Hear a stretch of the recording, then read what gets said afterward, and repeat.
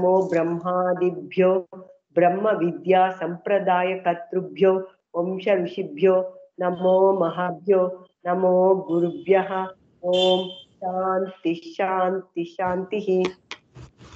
ನಾವು ಬೃಹದಾರಣ್ಯಕ ಉಪನಿಷತ್ತಿನ 16ನೇ ಮಂತ್ರ ಭಾಗಕ್ಕೆ ಬಂದಿದ್ದೀವಿ. ಗುರುಗಳನ್ನ ಭಗವಂತನ ಅನುಗ್ರಹ ತಗೊಂಡು ನಾವು ಇಲ್ಲಿ ಮುಂದುವರಿಸ್ತಾ ಇದೀವಿ. ಇಲ್ಲಿ 16ನೇ ಮಂತ್ರ, ಸುಪ್ತ ಪುರುಷನ ಸ್ವರೂಪವೇನು ಎಂದು ಪ್ರಶ್ನೆ.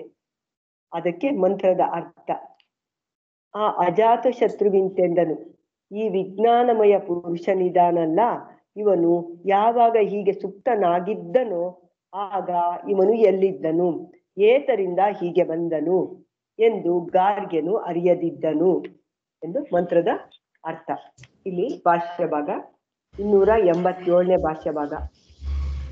ವ್ಯತಿರಿಕ್ತಾತ್ಮನು ಇದ್ದಾನೆಂಬುದನ್ನು ತಿಳಿಸಿಕೊಟ್ಟು ಆ ಅಜಾತ ಶತ್ರುವು ಗಾರ್ಗ್ಯನನ್ನು ಕುರಿತು ಇಂತೆಂದನು: ಯಾವಾಗ ಯಾವ ಕಾಲದಲ್ಲಿ ಈ ವಿಜ್ಞಾನಮಯ ಪುರುಷನು ಕೈಯಿಂದ ಹೊರಳಾಡಿಸಿದ್ದರಿಂದ ಎಚ್ಚರುವ ಮುಂಚೆ ಹೀಗೆ ನಿದ್ರೆಯನ್ನು ಮಾಡುತ್ತಿದ್ದನಲ್ಲ, ಅವನು ಹೊರಳಾಡಿಸೋದಕ್ ಮುಂಚೆ ನಿದ್ರೆ ಮಾಡ್ತಾ ಇದ್ನಲ್ಲ, ಅವನು ಯಾವಾಗ ಈ ಗಾರ್ಗಿಗೆ ಬೇರೆಯವನೊಬ್ಬ ಇದ್ದಾನೆ ಅಂತ ಗೊತ್ತಿಲ್ಲ, ಅವನು ಪ್ರಾಣನ್ನೇ, ಗಾರ್ಗ್ಯನ್ಗೆ ಪ್ರಾಣನೇ ಅವನೇ ಇದು ಅನ್ಕೊಂಡಿದ್ದ, ಚೈತನ್ಯ ಅನ್ಕೊಂಡಿದ್ದ. ಅದಕ್ಕೆ ಅವನ್ಗೆ ಅದಕ್ಕಿಂತ ಬೇರೆಯಾಗಿ ವ್ಯತಿರಿಕ್ತನಾಗಿ ಬೇರೆ ಒಂದು ಅನುಭವ ನಮ್ಗಿದೆ ಅಂತ ಈ ಅಜಾತ ಶತ್ರು ಗಾರ್ಗ್ಯನನ್ನು ಕುರಿತು ಹೇಳ್ತಾ ಇದ್ದಾನೆ. ಯಾವ ಕಾಲದಲ್ಲಿ ಆ ವಿಜ್ಞಾನಮಯ ಪುರುಷನು ಅಂದ್ರೆ ಅವನು ಕೈಯಿಂದ ಅಲ್ಲಾಡ್ಸಿದ್ನಲ್ಲ, ಗಾಢ ನಿದ್ದೆ ಮಾಡ್ತಾ ಇದ್ನಲ್ಲ, ಕೈಯಿಂದ ಅಲ್ಲಾಡ್ಸಿದ್ರಿಂದ ಕ್ರಿಯೆ ಆಯ್ತು ಅಲ್ಲಿ. ಹಂಗ ಅಲ್ಲಾಡ್ಸೋದಕ್ ಮುಂಚೆ, ಎಚ್ಚರವ ಮುಂಚೆ ಹೀಗೆ ನಿದ್ರೆಯನ್ನು ಮಾಡುತ್ತಿದ್ದನಲ್ಲ, ಆ ವಿಜ್ಞಾನಮಯ ಎಂಬಲ್ಲಿ ಇದರಿಂದ ತಿಳಿಯುತ್ತಾರೆಂಬ ಕಾರಣದಿಂದ ಅಂತಃಕರಣವನ್ನು ಬುದ್ಧಿಯನ್ನು ವಿಜ್ಞಾನವೆಂದಿದೆ. ನಮ್ಮ ಅಂತಃಕರಣ ಅಂದ್ರೆ ಇದು ನಮ್ಮ ಒಳಗಡೆ ಇದೆಯಲ್ಲ ಅಂತಃಕರಣ, ಅದು ಹೇಳ್ಬೇಕು. ಇಲ್ಲಿ ಮಂತ್ರಕ್ಕೆ ಹೋಲ್ಸ್ಕೊಂಡು ಹೇಳ್ಬೇಕು. ಇಲ್ಲಿ ಅಜಾತಶತ್ರುವನ್ನು ಹೇಳ್ಕೊಂಡು ಈ ವಿಜ್ಞಾನ ಪುರುಷನಿದಾನಲ್ಲ ಅಂತ ಮಂತ್ರ ಶುರು ಆಗಿರೋದು ಈ ವಿಜ್ಞಾನಮಯ ಅಂತ ಶುರು ಆಗಿದೆ.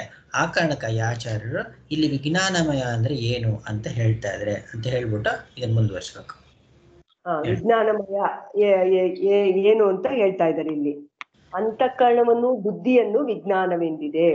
ಅಂತಃಕರಣದ ಆಶ್ರಯದಲ್ಲಿ ಬುದ್ಧಿ ಇರ್ತೈತೆ. ಬುದ್ಧಿ ಎಲ್ಲ ಅಂತಃಕರಣದಲ್ಲಿ ಪ್ರತ್ಯಯಗಳ ರಾಶಿನೇ ಈ ಬುದ್ಧಿ ಅಂತಃಕರಣ ಅಂತ ಹೇಳೋದು. ಅಲ್ಲೇ ವಿಜ್ಞಾನ ಅಂತ ಹೇಳ್ತಾ ಇರೋದು. ಇಲ್ಲೇ ತಿಳಿದು ಬರುತ್ತಾನೆ ಒಳಗಡೆ ಅಂತಃಕರಣಮಯನು. ಆ ಅಂತಃಕರಣಮಯನು ಎಂದರೆ ತತ್ಪ್ರಾಯನಾಗಿರುವವನು ವಿಜ್ಞಾನಮಯನು. ಅಂದ್ರೆ ಆ ಅಂತಃಕರಣದಲ್ಲೇ ತಿಳ್ಕೊಳಕ್ ಆಗೋದು ಅವನ್ನ, ಇಲ್ಲೇ ತಿಳಿದು ಬರ್ತಾನೆ ಅಂತ ಈ ಅಂತಃಕರಣದಲ್ಲಿ ಒಳಗಡೆ. ತತ್ಪ್ರಾಯತ್ವವು ಎಂದರೇನು ಎಂದರೆ ಆ ವಿಜ್ಞಾನದಲ್ಲಿ ಅರಿಯಲ್ಪಡುವುದು, ಅದರಿಂದ ಅರಿಯಲ್ಪಡುವುದು ಮತ್ತು ಅರಿಯುವವನಾಗಿರುವುದು. ಅಂದ್ರೆ ಆ ಅಂತಃಕರಣದಲ್ಲೇ ಅವನ್ನ ಅರಿಯೋದಕ್ಕಾಗೋದು. ಅರಿಯೋದು ಅಂದ್ರೆ ನಾವು ವಸ್ತುಗಳನ್ನ ಅರ್ಥಂಗೆ ಅರಿಯೋದಲ್ಲ, ಅದರಿಂದನೇ ಆತ್ಮಸ್ವರೂಪದಿಂದನೇ ನಾವು ಅರಿಯೋದು, ಅದರಿಂದನೇ ಅರಿಯುವವನಾಗಿರುವುದು. ಅರಿಯೋದು ಅಂದ್ರೆ ಏನು, ಅದೇ ಆಗಿ ಉಳ್ಕೊಳ್ಳೋದು, ಅರಿವಿನ ಸ್ವರೂಪದಲ್ಲೇ ಉಳಿಯೋದು ಅಂತ ಎರಡು ವಿಷಯ ಇದೆ ಇಲ್ಲಿ ವಿಜ್ಞಾನಮಯ. ಈ ವಿಜ್ಞಾನ ಪುರುಷ ಅಂದ್ರೆ ಏನು ಅಂತ ಇಲ್ಲಿ ವಿಜ್ಞಾನ ಪುರುಷನ ಜೀವನಿಗೆ ಹೇಳ್ತಾ ಇದೆಯೋ ಅಥವಾ ಆತ್ಮನಿಗೆ ಹೇಳ್ತಾ ಇದೆಯೋ ಅಂತ. ಇಲ್ಲಿ ಯಾರಿಗೆ ಹೇಳ್ತಾ ಇರೋದು ವಿಜ್ಞಾನ ಪುರುಷ ಅಂದ್ರೆ? ಜೀವನಿಗೋ ಆತ್ಮನಿಗೋ? ಜೀವನಿಗೆ. ಕರೆಕ್ಟ್, ಜೀವನಿಗೆ ಅಂತ. ಇಲ್ಲಿ ವಿಜ್ಞಾನಮಯ ಅಂತ ಒಂದು ಪದ ಬಳಸಿದೆಯಲ್ಲ, ಈ ಪದ ನಮಗ್ ಬೇಕಾಗುತ್ತೆ. ವಿಜ್ಞಾನಮಯ ಅಂತ. ವಿಜ್ಞಾನ ಅಂತಂದ್ರೆ ಏನು? ಅಂತಃಕರಣ ಅಂತ. ಸಂಕಲ್ಪ ವಿಕಲ್ಪಕವಾದಂತಹ ಒಂದು ಅಂತಃಕರಣಕ್ಕೆ ವಿಜ್ಞಾನ ಅಂತ ಕರೆದಿರುವಂಥದ್ದು. ಮತ್ತೆ ವಿಜ್ಞಾನ ಅಂತಂದ್ರೆ ಏನು? ಜ್ಞಾನ ವಿಜ್ಞಾನ ಯೋಗದಲ್ಲೇ ತಿಳ್ಕೊಳ್ಳೋದು ಅಂತ ಅರ್ಥ, ಸಾಮಾನ್ಯವಾಗಿ ತಿಳ್ಕೊಳ್ಳೋದು ಅಂತ ಅರ್ಥ. ಇದು ಈ ಅಂತಃಕರಣ, ಆ ಅಂತಃಕರಣದಿಂದಲೇ ತಾನೇ ವಿಷಯಗಳನ್ನ ತಿಳಿಯೋದು. ನಾವು ಯಾವ್ದಾದ್ರು ವಿಷಯ ತಿಳಿಬೇಕಾದ್ರೆ ಈ ಅಂತಃಕರಣದಿಂದಲೇ ತಿಳಿಯ ಬರುತ್ತೆ. ಆ ಕಾರಣಕ್ಕಾಗಿ ಇವನು ವಿಜ್ಞಾನಮಯ ಅನ್ನೋದು ಒಂದರ್ಥ. ಎರಡನೇ ಅರ್ಥ ಏನಪ್ಪಾ ಅಂತಂದ್ರೆ ನೋಡಿ, ಅದಕ್ಕೆ ಸ್ವಾಮಿಗಳು ಕೊಟ್ಟಿದ್ದಾರೆ, ಬೋಲ್ಡ್ ಅಲ್ಲಿ ಕೊಟ್ಟಿದ್ದಾರೆ. ಆ ಅರಿಯಲ್ಪಡುವುದು ಮತ್ತೆ ಅದರಿಂದ ಅರಿಯಲ್ಪಡುವುದು ಮತ್ತು ಅರಿಯುವವನಾಗಿರುವುದು ಅಂತ ಎರಡೂ ಕೂಡ. ಅರಿಯಲ್ಪಡೋದು ನಮ್ಗೆ ಗೊತ್ತಿದೆ, ಈ ಮನಸ್ಸಿನಿಂದಲೇ ನಾವು ಎಲ್ಲಾ ವಿಷಯಗಳನ್ನ ಅರಿತುಕೊಳ್ಳೋದು ಅಂತ, ಅದು ಸರಿ. ಅರಿಯುವವನಾಗಿರುವುದು ಅಂತಂದ್ರೆ ಏನರ್ಥ?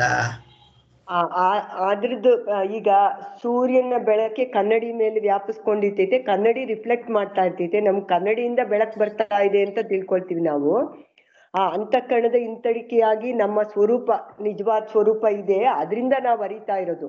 ಆದ್ರೆ ಅಂತಃಕರಣನೇ ನಾವು ಅಂತ ತಪ್ಪಾಗಿ ತಿಳ್ಕೊಂಡಿರ್ತೀವಿ ನಾವು. ಅದರಿಂದ ಅರಿಯಲ್ಪಡುವುದು ಅಂತ ಹೇಳ್ತಾರೆ. ಅಲ್ಲಿಂದನೇ ಆ ಅಂತಃಕರಣದಲ್ಲೇ ನಾವು ಅರಿತ್ಕೊಬೇಕಾದ್ರೆ ಅಲ್ಲೇ ಎರಡು ಮಿಕ್ಸ್ ಆಗಿದೆ. ಅಲ್ಲಿ ಅಂತಃಕರಣದಲ್ಲಿ ಚಿತ್ ಸ್ವರೂಪ ಚಿದಾಭಾಸ ಎರಡು ಭಗವತ್ ಸ್ವರೂಪನೂ ಆಗಿರೋದು ಅಲ್ಲೇ ಇದೆ, ಮತ್ತೆ ಆಭಾಸ ನಾವು ತಪ್ಪಾಗಿ ತಿಳ್ಕೊಂಡಿರೋದು ಅಲ್ಲೇ ಆ ಅಂತಃಕರಣದಲ್ಲಿ. ಅದರಿಂದ ಅದನ್ನೇ ಅಲ್ಲೇ ತಿಳ್ಕೊಬೇಕು, ನಾವು ಅಲ್ಲೇ ಬಿಟ್ಟು ತಿಳ್ಕೊಬೇಕಾಗಿದೆ ಅಂತ ಹೇಳ್ತಾ ಇದ್ದಾರೆ. ಅಂದ್ರೆ ಅದರಿಂದ ತಿಳ್ಕೊಳ್ಳೋದಲ್ಲ, ಅದ್ರ ಮೂಲಕ ತಿಳ್ಕೊಳ್ಳೋದು ಅಂತ. ಕನ್ನಡಿ ದೃಷ್ಟಾಂತ ಆಯ್ತು. ಇನ್ನೊಂದು ದೃಷ್ಟಾಂತ ಏನ್ ಹೇಳಿ? ಆಕಾಶದಲ್ಲಿ ಚಂದ್ರ ಕಾಣೋದು. ಆಕಾಶದಲ್ಲಿ ಚಂದ್ರನ ಆಕಾರದ ಮಾತ್ರ ಬೆಳಕು ಕಾಣುತ್ತಲ್ಲ, ಅದ್ರ ದೃಷ್ಟಾಂತ. ಸೂರ್ಯ ಎಲ್ಲ ಕಡೆ ಬೆಳಗ್ತಾ ಇರ್ತಾನೆ, ಆದ್ರೆ ಚಂದ್ರನಲ್ಲಿ ಮಾತ್ರ ಅವನ ರಿಫ್ಲೆಕ್ಷನ್ ಕಾಣಿಸುತ್ತೆ ನಮ್ಗೆ. ಚಂದ್ರನ್ಗೆ ಅವಂದೇ ಆದ ಬೆಳಕಿಲ್ಲ, ಸೂರ್ಯನ ಬೆಳಕನ್ನೇ ಅವನು ಪ್ರತಿಫಲಿಸ್ತಾನೆ. ಆದ್ರೆ ಅದಕ್ಕೂ ಬೇರೆ ಕಡೆ ಎಲ್ಲ ಸೂರ್ಯನ ಬೆಳಕಿಲ್ವಾ ಅಂದ್ರೆ ಇದೆ, ಎಲ್ಲ ಕಡೆನೂ ಇದೆ. ಆದ್ರೆ ಅದಕ್ಕೆ ರಿಫ್ಲೆಕ್ಷನ್ ಮಾಡುವಂತ ಶಕ್ತಿ ಆ ಚಂದ್ರನಿಗೆ ಮಾತ್ರ ಇರೋದ್ರಿಂದ ನಮ್ಗೆ ಚಂದ್ರನಿಂದನೇ ಬೆಳಕು ಬರ್ತಾ ಇದೆಯೇನೋ ಅನ್ನೋಂಗೆ ತೋರ್ತಾ ಇರುತ್ತೆ.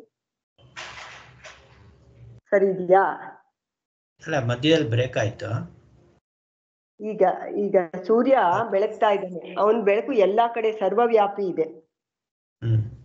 ಬೆಳಕು ಸರ್ವವ್ಯಾಪಿ ಇದೆ, ಆದ್ರೆ ಚಂದ್ರನಲ್ಲಿ ಪ್ರತಿಫಲಿತವಾಗಿ ಕಾಣ್ತಾ ಇದೆ, ಅಲ್ಲಿ ರಿಫ್ಲೆಕ್ಟ್ ಆಗಿ ಕಾಣ್ತಾ ಇದೆ ಚಂದ್ರನಲ್ಲಿ ಬೆಳಕು. ನಾವೇನ್ ಅನ್ಕೋತೀವಿ ಅಂದ್ರೆ ಚಂದ್ರನಲ್ಲೇ ಬೆಳಕಿದೆ ಅಂತ ನಾವು ಮೊದ್ಲೆಲ್ಲ ಹಂಗೆ ತಿಳ್ಕೊಂಡಿದ್ದು, ಚಂದ್ರನದೇ ಬೆಳಕಿದು ಅಂತ. ಆ ಬೆಳಕು ಬೇರೆ ಕಡೆನೂ ಎಲ್ಲಾ ಕಡೆನೂ ವ್ಯಾಪಿಸ್ಕೊಂಡಿದೆ, ಸೂರ್ಯನ ಬೆಳಕು ಸರ್ವವ್ಯಾಪಿ. ಆದ್ರೆ ಅಲ್ಲಿ ಚಂದ್ರನಲ್ಲೇ ಯಾಕೆ ರಿಫ್ಲೆಕ್ಟ್ ಆಗ್ತಾ ಇದೆ ಅಂದ್ರೆ ಅದು ರಿಫ್ಲೆಕ್ಷನ್ ಮಾಡುವಂತ ಶಕ್ತಿ ಚಂದ್ರನಲ್ಲಿದೆ, ಬೇರೆ ಕಡೆ ಯಾವ್ದೇ ವಸ್ತು ಅಡ್ಡ ಇಲ್ಲ ನಮ್ಗೆ ರಿಫ್ಲೆಕ್ಷನ್ ಮಾಡುವಂಥದ್ದು, ಅದರಿಂದ ಅಲ್ಲಿ ಕಾಣಿಸೋದಿಲ್ಲ ಅಂತ. ಅಂದ್ರೆ ಇಲ್ಲಿ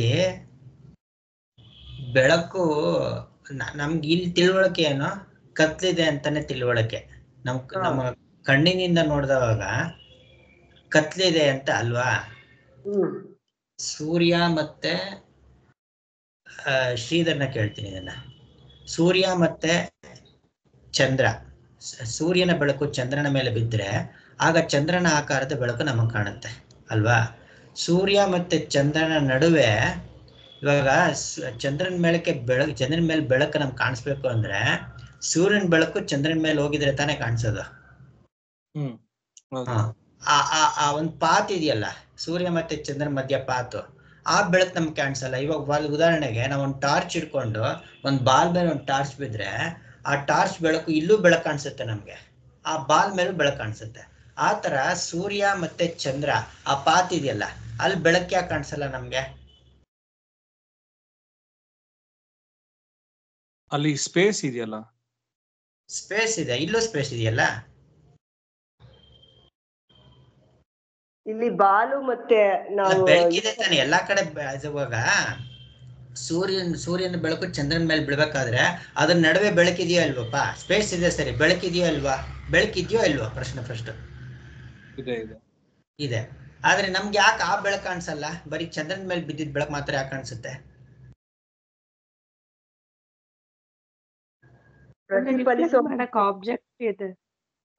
ಪ್ರತಿಫಲ ಮಾಡೋದಕ್ಕೆ ಯಾವ್ದು ಮಧ್ಯದಲ್ಲಿ ಆಬ್ಜೆಕ್ಟ್ ಇಲ್ಲ.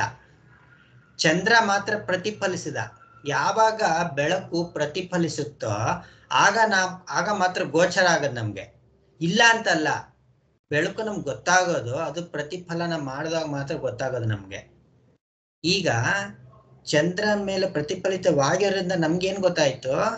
ಓ, ಆ ಬೆಳಕು ಸದಾ ಇದ್ದೇ ಇದೆ, ಆದ್ರೆ ಪ್ರತಿಫಲ ಮಾಡೋದಕ್ಕೆ ಯಾವುದೂ ಇರ್ಲಿಲ್ಲ. ಅದರಿಂದ ನಮ್ಗೇನು ಗೊತ್ತಾಗುತ್ತೆ? ಓ, ಚಂದ್ರನ ಸುತ್ತಮುತ್ತ ಕೂಡ ಬೆಳಕಿದೆ, ಆದ್ರೆ ನಮಗ್ ಕಾಣಿಸ್ತಾ ಇಲ್ಲ, ಪ್ರತಿಫಲ ಮಾಡೋದಕ್ಕೆ ಏನು ಇಲ್ಲ ಅನ್ನೋದ್ರ ಮೂಲಕ ಚಂದ್ರನ ಮೂಲಕ ಗೊತ್ತಾಯ್ತು. ಅಂದ್ರೆ ಏನಾಯ್ತು? ಚಂದ್ರನಿಂದ ಗೊತ್ತಾಗಿದ್ದಲ್ಲ ಸೂರ್ಯನ ಬೆಳಕು, ಚಂದ್ರನಿಂದ ಸೂರ್ಯನ ಬೆಳಕು ಗೊತ್ತಾಗಿದ್ದಲ್ಲ, ಚಂದ್ರನ ಮೂಲಕ ಗೊತ್ತಾಯ್ತು ನಮ್ಗೆ ಸೂರ್ಯನ ಬೆಳಕು ಅಲ್ವಾ? ಅರ್ಥ ಆಯ್ತಾ? ಸೂರ್ಯನ ಬೆಳಕು ಸುತ್ತ ಇರುವಂತದ್ದು, ಆ ಪಾತಲ್ಲೂ ಸೂರ್ಯನ ಬೆಳಕಿದೆ ಅನ್ನುವಂಥದ್ದು ನಮ್ಗೆ ಚಂದ್ರ ರಿಫ್ಲೆಕ್ಟ್ ಮಾಡಿದ್ರಿಂದ ನಮ್ಗೆ ಗೊತ್ತಾಯ್ತು ಅಷ್ಟೇ ಆ ಬೆಳಕು ಅಲ್ಲಿದೆ ಅಂತ. ಅಂದ್ರೆ ಆ ಒಂದಷ್ಟು ಜಾಗ, ಚಂದ್ರನಷ್ಟು ಸ್ಪೇಸಿನ ಬೆಳಕು ಮಾತ್ರ ನಮ್ಗೆ ಯಾಕೆ ಗೊತ್ತಾಯ್ತು ಅಂದ್ರೆ ರಿಫ್ಲೆಕ್ಷನ್ ಮಾಡುತ್ತೆ ಅಂತ.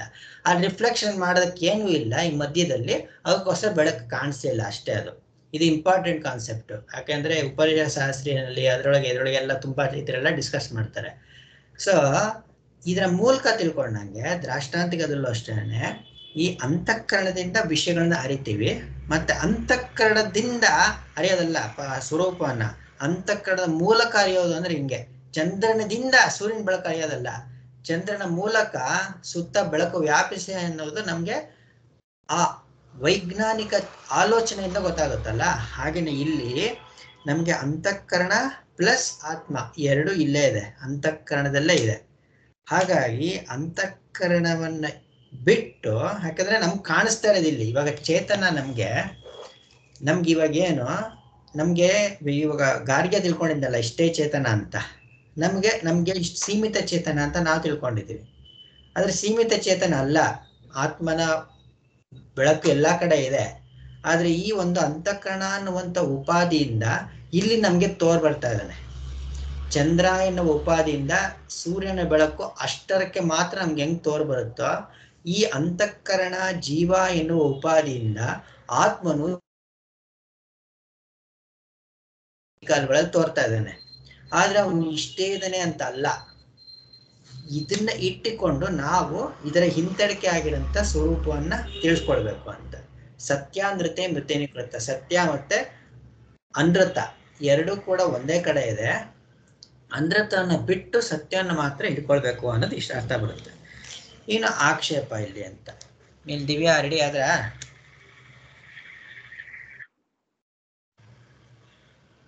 ದಿವ್ಯಾ ಬಂದ್ರ? ಹಾ ಸರ್, ಹೇಳ್ತೀನಿ. ಸೊ ಕಥಂ ಪುನಃ ಮಯಟಃ ಅನೇಕಾರ್ಥತ್ವೇ ಪ್ರಾಯಾರ್ಥತ್ವೈವ ಅವಗಮ್ಯತೆ. ಅಂದ್ರೆ ಮಯಟ್ ಅನ್ನೋದು ಪ್ರತ್ಯಯ, ಸಫಿಕ್ಸ್. ಅದಕ್ಕೆ ಎಷ್ಟೊಂದು ಅರ್ಥಗಳಿರೋವಾಗ ಅದಕ್ಕೆ ಮಯಟ್ ಅನ್ನೋ ಪ್ರತ್ಯಯಗೆ ಅಂದ್ರೆ ಇವಾಗ ಅದೇ ಉದಾಹರಣೆ,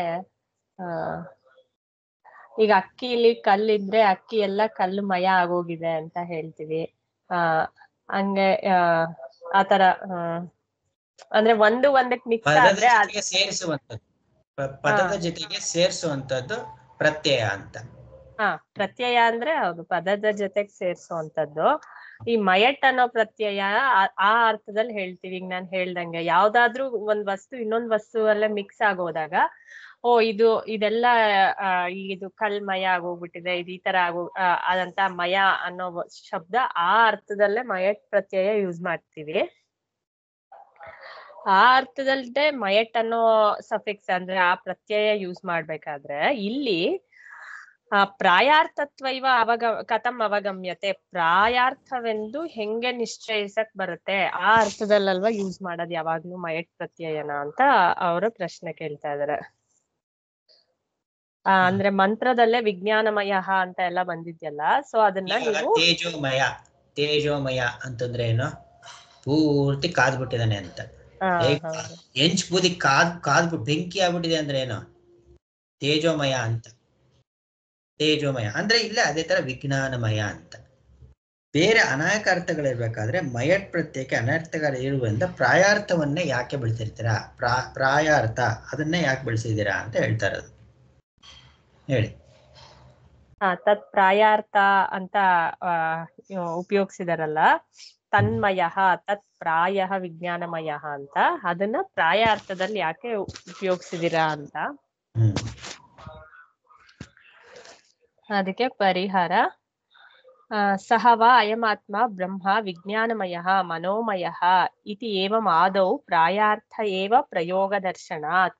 ಈ ಬ್ರಹ್ಮನು ವಿಜ್ಞಾನಮಯನು ಮನೋಮಯನು ಅಂತ ಪ್ರಾಯಾರ್ಥದಲ್ಲೇ ಬೇರೆ ಶ್ರುತಿ ಅಥವಾ ಇಲ್ಲಿ 4ನೇ ಅಧ್ಯಾಯದಲ್ಲೇ ಎಲ್ಲ ಪ್ರಾಯಾರ್ಥದಲ್ಲೇ ಕಂಡು ಬಂದಿದೆ. ಅದು ಪರಜ್ಞಾನ ವಿಕಾರತ್ವಸ್ಯ ಅಪ್ರಸಿದ್ಧತ್ವಾತ್ ಯಹ ಏಷಃ ವಿಜ್ಞಾನಮಯಃ ಇತಿ ಚ ಪ್ರಸಿದ್ಧವತ್ ಅನುವಾದವತ್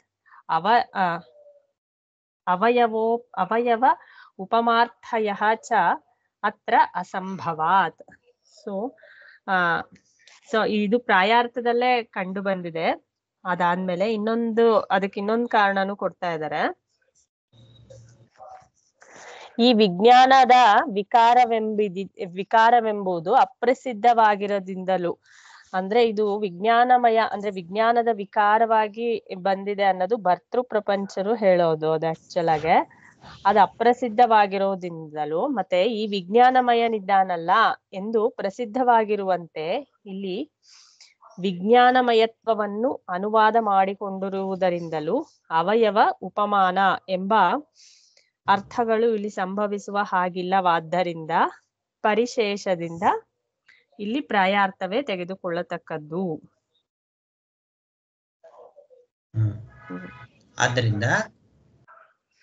ಆದ್ದರಿಂದ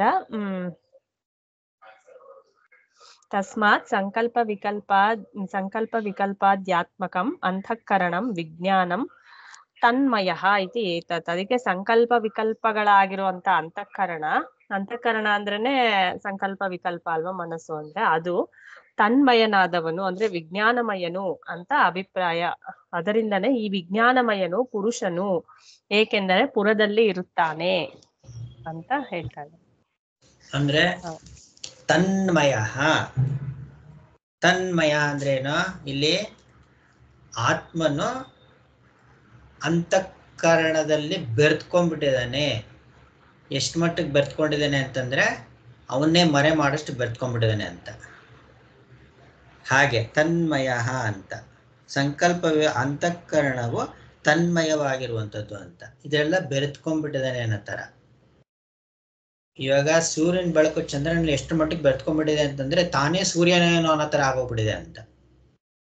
ಆದ್ರೆ ಇರೋದ್ ಚಂದ್ರ ಅಲ್ವಾ. ಹಂಗೇನೆ ಈ ವಿಜ್ಞಾನಮಯ ಇವನೇ ಬೆರೆತ್ಕೊಂಡ್ಬಿಟ್ಟಿದ್ದಾನೆ ಅಂತ, ಅದ್ರೊಳಗೆ ಸೇರ್ಕೊಂಡ್ಬಿಟ್ಟಿದ್ದಾನೆ. ವಿಜ್ಞಾನಮಯ ತನ್ಮಯನಾದ ವಿಜ್ಞಾನಮಯ ಎಂದು ಇದು ಅಭಿಪ್ರಾಯ. ಮತ್ತೆ ವಿಜ್ಞಾನವನ್ನು ಪುರುಷನು ಅಂತ ಕರೆದಿದೆ. ವಿಜ್ಞಾನಮಯ ಸರಿ ಗೊತ್ತು, ವಿಜ್ಞಾನಮಯ ಪುರುಷ ಅಂತ ಯಾಕೆ ಕರೆದಿದೆ ಅಂತ. ಯಾಕಂದ್ರೆ ಮಂತ್ರ ನೋಡ್ಕೊಳ್ಳಿ, ಇಲ್ಲಿ ವಿಜ್ಞಾನಮಯ ಪುರುಷ ಅಂತ ಕರೆದಿದೆ ಅಂತ. ಯಾಕಂದ್ರೆ ಪುರದಲ್ಲಿ ವಾಸ ಮಾಡುತ್ತಾ ಅನ್ನೋದನ್ನ ಅವನೇನು ಯಾರನ್ನೇನು ಆಶ್ರಯ ಮಾಡ್ಕೋಬೇಕಲ್ಲ.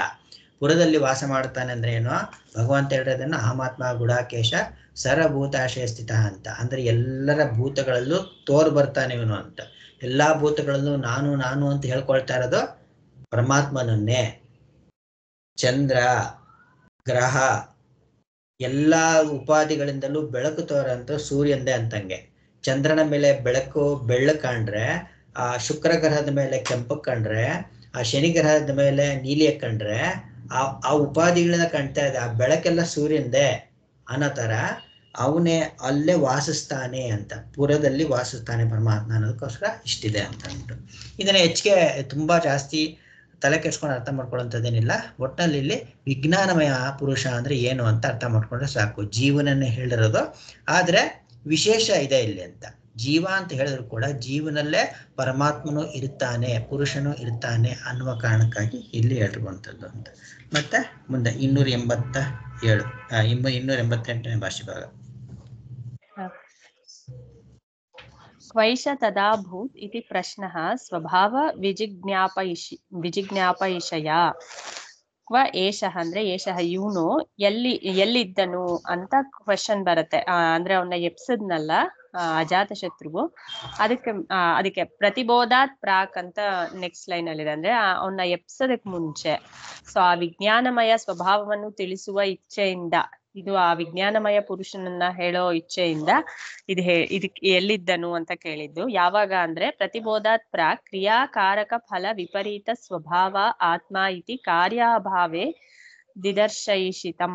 ಅಂದ್ರೆ ಅವನ್ನ ಎಚ್ಚರ್ಸಕ್ ಮುಂಚೆ ಅವಾಗ ಕ್ರಿಯಾಕಾರಕ ಫಲಗಳಿಗೆ ಈ ವಿಪರೀತವಾದ ಸ್ವಭಾವನಾಗಿದ್ದನು ಎಂದು.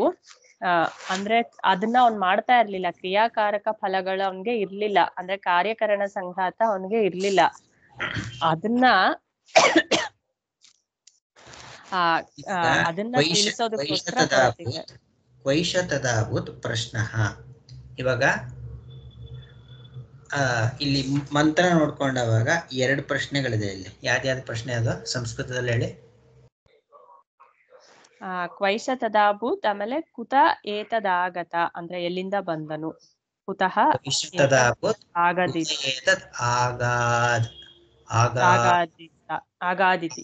ಆಗಾತ್ ಇತಿ ಬೇಡ, ಆಗಾದ್ ಅಷ್ಟೇ ಸಾಕಲ್ವಾ. ಕುತ ಏತದ್ ಆಗಾತ್ ಬೇಕಾದ್ರೆ ಬರ್ಕೊಳ್ಳಿ ಇದನ್ನ ಎಲ್ಲಾದ್ರೂ. 2 ಪ್ರಶ್ನೆ ಬಹಳ ಮುಖ್ಯ. ಕ್ವೈಶ ತದಾಭೂತ್ ಕುತ ಏತದ್ ಆಗಾತ್ ಅಂತಂದ್ರೆ ಈ ವಿಜ್ಞಾನ ಪುರುಷನು ಎಲ್ಲಿದ್ದನೋ ಎಲ್ಲಿಂದ ಬಂದನು ಅಂತ. ಆಯ್ತಾ? ಇಲ್ಲಿ ನೋಡಿ, ಕ್ವೈಶ ತದಾಭೂತ್ ಇತಿ ಪ್ರಶ್ನಃ ಸ್ವಭಾವ ವಿಜಿಜ್ಞಾಪ ಇಷಯ ಅಂತ ಇದೆ. ಸ್ವಭಾವ ಅಂದ್ರೆ ಈ ಪ್ರಶ್ನೆಯು ಸ್ವಭಾವವನ್ನು ತಿಳಿಸುವ ಇಚ್ಛೆಯಿಂದ ಕೇಳಿದ್ದು. ಯಾವುದರ ಸ್ವಭಾವ ಅಂತ ಹೇಳ್ತಾರೆ ಇವಾಗ. ಹೇಗೆ ಅಂತ, ವಿಜ್ಞಾನಮಯನ ಸ್ವಭಾವ ಅಂತ. ಇವಾಗ ನಮ್ಗೆ ವಿಜ್ಞಾನಮಯ ಅಂತ ಏನ್ ಕರಿತಾ ಇದೀವಲ್ಲ, ಅವನ ಸ್ವಭಾವ ಏನು ಅಂತ. ಅವನ ಸ್ವಭಾವವು ಎಂಥದ್ದು? ಹುಟ್ಟು ಸಾವುಗಳಿರುವಂಥದ್ದ? ದೇವತಾ ಸ್ವಭಾವವ? ಎಂಥ ಸ್ವಭಾವ ಅನ್ನೋದನ್ನ ಇವಾಗ ವಿಜ್ಞಾನಮಯ ಪುರುಷ ಅಂದ್ರೆ ಏನು ಅಂತ ಮೊದಲು ಡಿಕ್ಲೇರ್ ಮಾಡಿದ್ದಾಯ್ತು. ಮೊದಲು ವಿಜ್ಞಾನ ಪುರುಷ ಅಂದ್ರೆ ಏನು ಅಂತ ಹೇಳಿದ್ದಾಯ್ತು. ಇದ್ರೊಳಗೆ ಅದನ್ನೇ ನೋಡಿದ್ವಿ ನಾವು. ಅವನ ಸ್ವಭಾವ ಏನು ಅಂತ ಇವಾಗ ಅದನ್ನೇ ಹೇಳಕೊಟ್ಟಿರೋದು. ಹೇಳಿ, ಮುಂದುವರಿಸಿ. ನಹಿ ಪ್ರಾಕ್ ಪ್ರತಿಬೋಧಾತ್ ಕರ್ಮಾಧಿಕಾರ್ಯಂ ಸುಖಾದಿ ಕಿಂಚನ ಗೃಹ್ಯತೆ. ಎಚ್ಚರವಾಗುವ ಮುಂಚೆ ಅವನ್ಗೆ ಹೆಂಗಿದ್ದ ಅಂದ್ರೆ, ಅವನು ಕರ್ಮವೇ ಮುಂತಾದ ಕಾರ್ಯವಾದ ಸುಖವೇ ಅಂದ್ರೆ ಈ ಸುಖ ದುಃಖ ಎಲ್ಲ ಕಾರ್ಯಗಳಾಗತ್ತೆ. ಸೊ ಆ ಮುಂತಾದದ್ದು ಯಾವುದು ಅವನಿಗೆ ಕಂಡು ಬರಲ್ಲ. ಅಂದ್ರೆ ನಿದ್ದೆಯಲ್ಲೇ ಅವನಿಗೆ ಆ ಸುಖ ದುಃಖಗಳು ಯಾವುದು ಕಂಡು ಬರಲ್ಲ. ಕಾರ್ಯವಾಗಿರುವ ಸುಖ ದುಃಖಗಳು ಕಾಣಿಸಲ್ಲ. ತಸ್ಮಾತ್ ಇನ್ನ ಹೇಳ್ಬೇಕು ನೀವು. ಕ್ರಿಯಾಕಾರಕ ಫಲಗಳಿಗೆ ವಿಪರೀತವಾದ ಸ್ವಾದವನು ಅಂತ ಇದೆಯಲ್ಲ, ಅದನ್ನ ಹೇಳ್ಬೇಕು. ಆತ್ಮನು ಕ್ರಿಯಾಕಾರಕ ಫಲಗಳಿಗೆ ವಿಪರೀತವಾದ ಸ್ವಭಾವದವನಾಗಿದ್ದನು ಎಂದು ಅವುಗಳ ಕಾರ್ಯವಿಲ್ಲದಿದ್ದರೆ ನಿಶ್ಚಯಿಸಿ ತಿಳಿಯುವುದಕ್ಕೆ ಹೊರಟಿದೆ. ಅಂದ್ರೆ ಆತ್ಮನಿಗೆ ಕ್ರಿಯಾಕಾರಕ ಸ್ವಭಾವ ಇಲ್ಲ. ಆಕ್ಚುಲಿ ವಿಪರೀತ ಸ್ವಭಾವ ಅಂದ್ರೆ ಅದು ಇಲ್ಲದೆ ಇರೋನು ಅವನು ಆತ್ಮನಿಗೆ. ಆದ್ದರಿಂದ ಅವನಲ್ಲಿ ಯಾವುದು ಕ್ರಿಯೆ ಇಲ್ಲ. ಅವನು ಚೈತನ್ಯ ರೂಪನಷ್ಟೇ, ಅವನಲ್ಲೇ ಯಾವುದು ಕ್ರಿಯೆ ಇಲ್ಲ. ಅದು ಸರಿ. ಆ ಚೈತನ್ಯ ರೂಪನ ಕ್ರಿಯೆಯಲ್ಲಿ ಅವನಿಲ್ಲ, ಅದೆಲ್ಲ ಅದನ್ನೆಲ್ಲ ಇಲ್ಲಿ ಹೇಳಕ್ ಬಂದಿರೋಂಥದ್ದು. ಅದೇ ಕ್ರಿಯಾ, ಅದು ಸ್ವಭಾವತಃ ಅವನಿಗೆ ಯಾವ ಕ್ರಿಯೆನೂ ಇಲ್ಲ, ಕರ್ತೃತ್ವ ಎಲ್ಲ ಭೋಕ್ತೃತ್ವ ಎಲ್ಲ ಅದನ್ನೆಲ್ಲ ಹೇಳಕ್ ಬಂದಿರೋದು. ಇವಾಗ ಈ ಆತ್ಮನು ಕ್ರಿಯಾಕಾರಕ ಫಲಗಳಿಗೆ ವಿಪರೀತನಾದವನು ಅಂತ ಇದೆ. ಕ್ರಿಯಾಕಾರಕ ಫಲಗಳಿಗೆ ವಿಪರೀತನಾದವನು ಅಂದ್ರೆ ಏನು? ಇದು ಮೊನ್ನೆಲ್ಲ ಡಿಸ್ಕಸ್ ಮಾಡಿದ್ವಲ್ಲ ಇದನ್ನ. ಕ್ರಿಯಾಕಾರಕ ಫಲ, ಕ್ರಿಯಾಕಾರಕ ಫಲ ಅದನ್ನೆಲ್ಲ. ಮಣ್ಣು ಕಾರ್ಯ, ಮಣ್ಣು ಅದು ನೀವ್ ಹೇಳಿದ್ರೆ ನೆನ್ನೆಲ್ಲ. ನೀವು ಹೇಳಿದ್ರಿ, ಪ್ರತಿಭಾಂಟೆನೂ ಹೇಳಿದ್ರಿ. ಐದ್ರೆ ಇವಾಗ ದಿವ್ಯಾ ಹೇಳ್ಬೇಕು ಅಥವಾ ಶ್ರೀಧರ್ ಹೇಳ್ಬೇಕು? ಓಕೆ, ಆ ಮಣ್ಣಿಂದು ಎಕ್ಸಾಂಪಲ್. ಮಣ್ಣು ಇದು ಕಾರಣ ಆಗತ್ತೆ, ಮಡಿಕೆ ಫಲ ಆಗತ್ತೆ. ಕಾರಕ ಅಂದ್ರೆ ಏನಾದ್ರೂ ಒಂದು ಕನ್ನಡಗಳನ್ನ ಉಪಯೋಗಿಸ್ಕೊಂಡು ಅದು ವಿಶೇಷ ರೂಪದಲ್ಲಿ ಫಲವಾಗಿ ಕಾಣುತ್ತದೆ. ಸುಪ್ತನಾಗಿದ್ದಾಗ ಅವನು ಕಾರಣದಲ್ಲಿ ಒಂದಾಗಿರ್ತಾನೆ.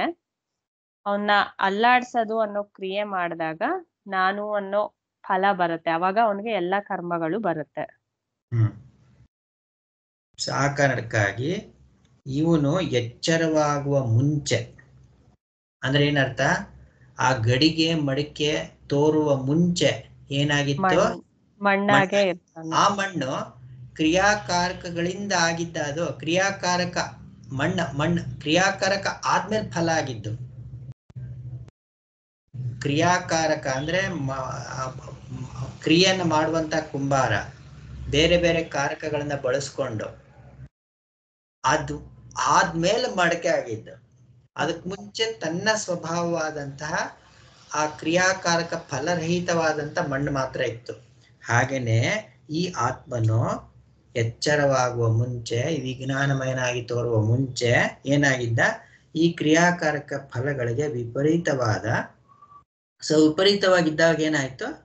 ತನ್ನ ಸ್ವಭಾವ ಇರ್ಲಿಲ್ಲ ಅವನಿಗೆ ಎಂದು ಕಾರ್ಯವಿಲ್ಲದರಿಂದ ನಿಶ್ಚಯಿಸಿ ತಿಳಿಸುವುದಕ್ಕೆ ಹೊರಟಿದೆ ಅಂತ ಬೋಲ್ಡ್ ಮಾಡಿ ಹೇಳಿದ್ದಾರೆ. ಅಂದ್ರೆ ಇಲ್ಲಿ ಈ ಭಾಷ್ಯದ ಸಾರಾಂಶ ಇದೇನೆ, ಇದನ್ನೇ ಹೇಳಕ್ಕೆ ಅಂತ ಹೊರಟಿರುವಂಥದ್ದು. ಆ ಮೂಲ ಸ್ವಭಾವದಲ್ಲೇ ಅವನು ಇದ್ದನು ಅಂತ, ಆತ್ಮನು. ಅದು ಕ್ವೈಶ ತದಾಭೂತ್ ಅನ್ನುವಂಥದ್ದು. ಅದನ್ನೇ ನಮ್ಗೆ ಗಟ್ಟಿ ಮಾಡಿಸ್ಬೇಕದು. ಕ್ವೈಶ ತದಾಭೂತ್ ಅನ್ನುವಂಥದ್ದು ನಮ್ಮ ಕಾರಣ ಸ್ವರೂಪದಲ್ಲೇ, ನಮ್ಮ ನಿಜವಾದ ಸ್ವಭಾವದಲ್ಲೇ ಆವಾಗ ನಾವಿದ್ವಿ ಅಂತ. ನಾವು ಇಲ್ಲಿ ವಿಜ್ಞಾನವೇನಾಗಿ ತೋರಿದಾಗ ಎಷ್ಟೇ ಪಾಪಗಳನ್ನ ಮಾಡಿರ್ಲಿ, ಎಷ್ಟೇ ಕರ್ಮ ಅನುಭವಿಸೋರಾಗಿರ್ಲಿ, ಆದ್ರೆ ನಮ್ಮ ಒಂದು ಮೂಲ ಸ್ವಭಾವದಲ್ಲಿ ನಾವು ಕಲ್ಮಶರಹಿತವಾಗಿ ಹಾಗೆಯೇ ಇದ್ವಿ ನಾವು. ಆಯ್ತಾ? ಅದು ಅಂತ. ಇನ್ನು ಮುಂದುವರಿಸಿ. ಎಚ್ಚರವಾಗುವ ಮುಂಚೆ ಕರ್ಮವೇ ಮುಂತಾದವುಗಳ ಕಾರ್ಯವಾದ ಸುಖವೇ ಮುಂತಾದದ್ದು ಯಾವುದು ಕಾಣಬರುವುದಿಲ್ಲವಷ್ಟೇ. ಅಂದ್ರೆ ನಿದ್ದೆಯಲ್ಲೇ ಇದು ಸುಖ ಅದೆಲ್ಲ ಕಾಣಬರೋದಿಲ್ಲ ಎಚ್ಚರಕ್ ಮುಂಚೆ. ತಸ್ಮಾತ್ ಅಕರ್ಮ ಪ್ರಯುಕ್ತತ್ವಾತ್, ಆದ್ದರಿಂದ ಅವನಿಗೆ ಅಕರ್ಮ ಅಂದ್ರೆ ಕರ್ಮ ಇಲ್ಲದೆ ಇರೋನ ಆಗಿರೋದ್ರಿಂದ ಅವನು ತಥಾ ಅಸ್ವಾಭಾವ್ಯಮೇವ ಆತ್ಮನಃ ಅವಗಮ್ಯತೆ. ಅದೇ ಆ ಆತ್ಮನ ಸ್ವಭಾವವೆಂದು, ಆ ಅಕರ್ಮನೇ ಆತ್ಮನ ಸ್ವಭಾವವೆಂದು ನಿಶ್ಚಯವಾಗುತ್ತದೆ.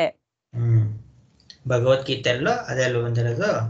ಅಕರ್ಮ ಅವನ ಸ್ವರೂಪದಲ್ಲಿ ಕರ್ಮ ಅವ್ಯಕ್ತೋಯಂ ಅಚಿಂತ್ಯಂ ಅವಿಕಾರ್ಯೋರ್ಯ ಮುಚ್ಚತೆ ಅಂತೆಲ್ಲ ಬಂದಿರುವಂಥದ್ದು ಆ ಕಾರಣಕ್ಕಾಗಿ ಅಂತ. ಮತ್ತೆ ಯಸ್ಮಿನ್ ಸ್ವಭಾವೇ ಅಭೂತ್, ಅಂದ್ರೆ ಯಾವ ಸ್ವಭಾವದಲ್ಲಿ ಅಭೂತ್ ಅಂದ್ರೆ ಆಗಿದ್ದನೋ, ಅಂದ್ರೆ ಇದ್ನೋ ಅವನು ಯಾವ ಸ್ವಭಾವದಲ್ಲಿ ಅವನು ಇದ್ನೋ. ಯತಃ ಚ ಸ್ವಭಾವ್ಯಾತ್ ಪ್ರಚ್ಯುತಃ, ಸೊ ಅವನು ಯಾವ ಸ್ವಭಾವದಲ್ಲಿದ್ಯೋ. ಚ್ಯುತಃ ಅಂದ್ರೆ ಕೆಳಗೆ ಜಾರೋದು, ಕೆಳಗ್ ಬೀಳೋದು ಚ್ಯುತಃ ಅಂದ್ರೆ. ಪ್ರಚ್ಯುತಃ ಅಂದ್ರೆ ಇನ್ನು ಲೈಕ್ ಅದನ್ನಿನ್ನು ಎಂಫಸೈಸ್ ಮಾಡ್ದಂಗ ಅಷ್ಟೇ, ಉಪಸರ್ಗ ಹಾಕಿ. ಸೊ ಅವ್ನು ಯಾವ ಸ್ವಭಾವದಿಂದ ಜಾರಿ ಕೆಳಗೆ ಬಂದೋ ಅವನು ಸಂಸಾರಿ ಸ್ವಭಾವ ವಿಲಕ್ಷಣ ಇತಿ ಏತದ್ ವಿವಕ್ಷಯ ಪೃಚ್ಛತಿ ಗಾರ್ಗ್ಯಂ ಪ್ರತಿಭಾನರಹಿತಂ ಬುದ್ಧಿ ವ್ಯುತ್ಪಾದನೆಯ ಕ್ವ ಏಷ ತದಾಭೂತ್ ಕುತ ಏತದಾಗತ್ ಇತಿ.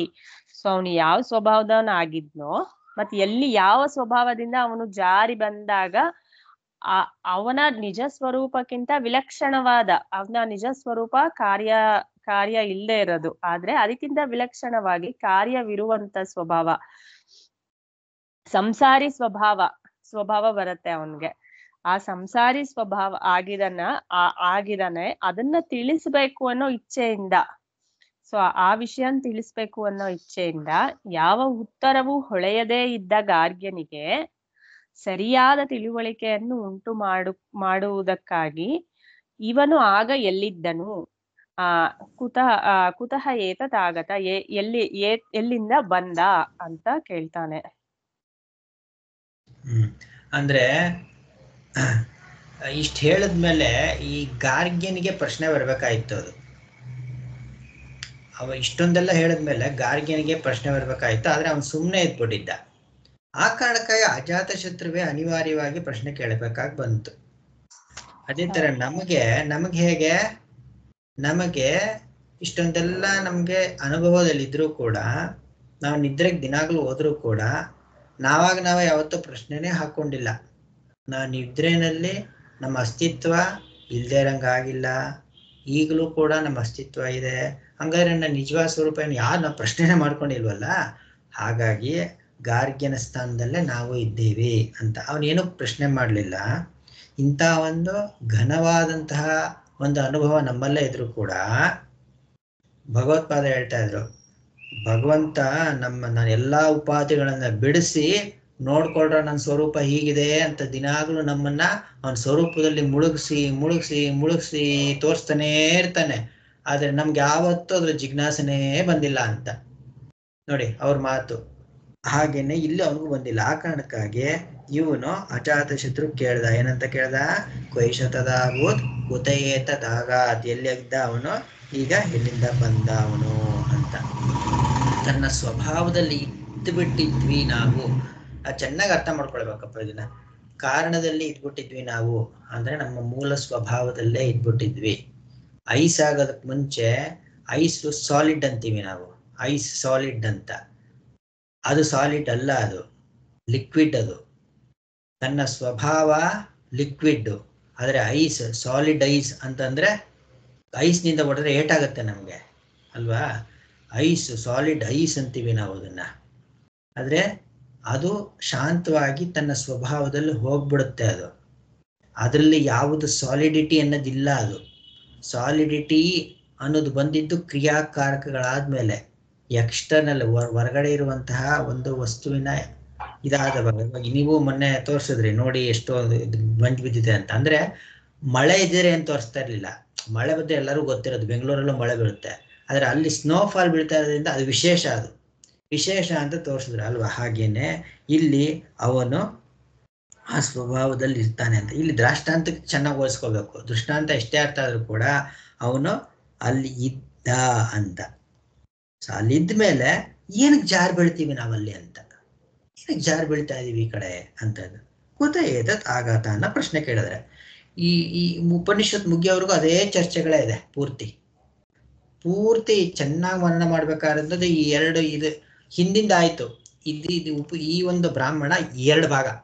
ಒಂದು ಗಾರ್ಗ್ಯನ ತಪ್ಪು ತಿಳುವಳಿಕೆ, ಪ್ರಾಣನೇ ಬ್ರಹ್ಮವಲ್ಲ, ಅದಕ್ಕಿಂತ ವ್ಯತಿರಿಕ್ತನಾದಂತಹ, ಅದಕ್ಕೂ ಸ್ವಾಮಿಯಾದಂತಹ ಚೇತನ ಅನ್ನೋದು ಇದಾನೆ ಅಂತ. ಅದು ಮುಗೀತು, ಆ ಭಾಗ ಮುಗೀತು. ಎರಡನೇ ಭಾಗ ಯಾವ್ದಪ್ಪ ಅಂತಂದ್ರೆ, ಆ ಚೇತನ ಇದನ್ನಲ್ಲ, ಆ ಮುಖ್ಯ ಚೇತನ ಇದನ್ನಲ್ಲ, ಅವನನ್ನ ತಿಳಿಸೋದು ಇಲ್ಲಿ. ಅದೇ ಮುಖ್ಯ ಇಲ್ಲಿ. ಅವನ್ ತಿಳಿಸೋದಕ್ಕ ಅಂದ್ರೆ ಮೂಲಭೂತವಾದಂತ ಎರಡು ಪ್ರಶ್ನೆಗಳು ಯಾವ್ದಪ್ಪ ಅಂತಂದ್ರೆ, ಕ್ವೈಶತದಾವತ್ ಉದಯೇತದ್ ಆಗಾತ್, ಅವನು ಎಲ್ಲಿದ್ದ, ಎಲ್ಲಿಂದ ಬಂದ ಅನ್ನುವಂಥದ್ದು. ಮುಂದುವರಿಸಿ. ಏತದುಭಯಂ ಗಾರ್ಗ್ಯೇಣ ಏವ ಪ್ರಷ್ಟವ್ಯಮಾಸೀತ್. ಇದೆರಡು ಗಾರ್ಗ್ಯನಿಂದನೇ ಕೇಳ್ಬೇಕಾಗಿತ್ತು. ತಥಾಪಿ ಆದ್ರೂ ಗಾರ್ಗ್ಯೇಣ ನ ಪೃಷ್ಟಂ, ಗಾರ್ಗ್ಯನು ಕೇಳಲಿಲ್ಲ. ಇತಿ ನಹ ಉದಾಸ್ತೆ ಅಜಾತಶತ್ರು, ಅಜಾತಶತ್ರು ನ ಉದಾಸ್ತೆ.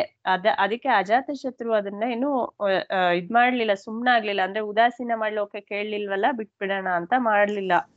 ಅವನ ಬೋಧವಿತವ್ಯ ಏವ ಇತಿ ಪ್ರವರ್ತತೆ, ಅವನಿಗೆ ತಿಳಿಸ್ಲೇಬೇಕು ಗಾರ್ಗ್ಯನ್ಗೆ ಅಂತ ಪ್ರವರ್ತನೆ ಅಂದ್ರೆ ಅಂತ ಮುಂದುವರ್ದ. ಜ್ಞಾಪಯಿಷ್ಯಾಮಿ ಏವ ಇತಿ ಪ್ರತಿಜ್ಞಾತತ್ವಾತ್, ಅವನಿಗೆ ಅದನ್ನ ತೋರಿಸ್ಕೊಡ್ತೀನಿ ಅಂದ್ರೆ ವಿಜ್ಞಾಪನೆ ಮಾಡಿ ಕೊಡ್ತೀನಿ ಅನ್ನೋ ಒಂದು ಪ್ರತಿಜ್ಞೆಯನ್ನ ಮಾಡಿರ್ತಾನೆ. ಬ್ರಹ್ಮವನ್ನು ತಿಳಿಸುವುದೇ ಪ್ರಕೃತವಾಗಿರುವುದರಿಂದ ಆತ್ಮನ ಸ್ವಭಾವವಾದ ಬ್ರಹ್ಮತ್ವವನ್ನು ತಿಳಿಸುವುದಕ್ಕೆ ಈ ಸಂದರ್ಭವು ಬಂದಿದೆ ಅಂತ ಕೆಳಗಡೆ ಅಡಿ ಟಿಪ್ಪಣಿಯಲ್ಲಿ ಕೊಟ್ಟಿದ್ದಾರೆ.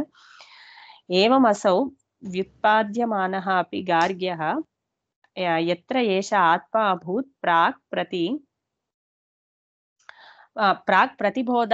ಪ್ರತಿಬೋಧಾತ್ ಯತಃ ಚ ಏತದಾಗಮನಂ ಆಗಾತ್ ತದುಭಯಂ ನ ಉತ್ಪೇದೆ ವಕ್ತುಂ ವಾ ಪೃಷ್ಟುಂ ವಾ ಗಾರ್ಗ್ಯಃ ಹ ನ ಮೇನೆ ನ ಜ್ಞಾತವಾನ್. ಅಂದ್ರೆ ಈ ಎರಡೂನು ಏವಮಸವ್ ಅಂದ್ರೆ ಈ ರೀತಿ ಹೀಗೆ ತಿಳಿಯ ಹೇಳಿದರೂ ಈ ಗಾರ್ಗ್ಯನು ಎಚ್ಚರುವುದಕ್ಕಿಂತ ಮುಂಚೆ ಈ ಆತ್ಮನು ಎಲ್ಲಿದ್ದನು ಮತ್ತು ಏತರಿಂದ ಹೀಗೆ ಬಂದನು ಎಂಬಿ ಎರಡನ್ನು ಅರಿಯದೇ ಇದ್ದನು. ಅವನು ಹೇಳ್ದಾಗ್ಲೂ ಕೂಡ ಅದು ಗೊತ್ತಾಗ್ಲಿಲ್ಲ ಗಾರ್ಗ್ಯನಿಗೆ. ಅವನಿಗೆ ಹೇಳುವುದಕ್ಕಾಗಲಿ ಕೇಳುವುದಕ್ಕಾಗಲಿ ತೋಚದೇ ಇದ್ದನು, ಅರಿಯದೇ ಇದ್ದನು. ಅವನ್ಗೆ ಗೊತ್ತಾಗ್ಲೂ ಇಲ್ಲ. ವಕ್ತುಂವಾ ಪೃಷ್ಟುಂವಾ ಅಂತ ಇದೆ. ಅಂದ್ರೆ ಹೇಳೋದಕ್ಕಾಗ್ಲಿ ಕೇಳೋದಕ್ಕಾಗ್ಲಿ ಗಾರ್ಗ್ಯನಿಗೆ ಅದು ಗೊತ್ತಾಗ್ಲೇ ಇಲ್ಲ.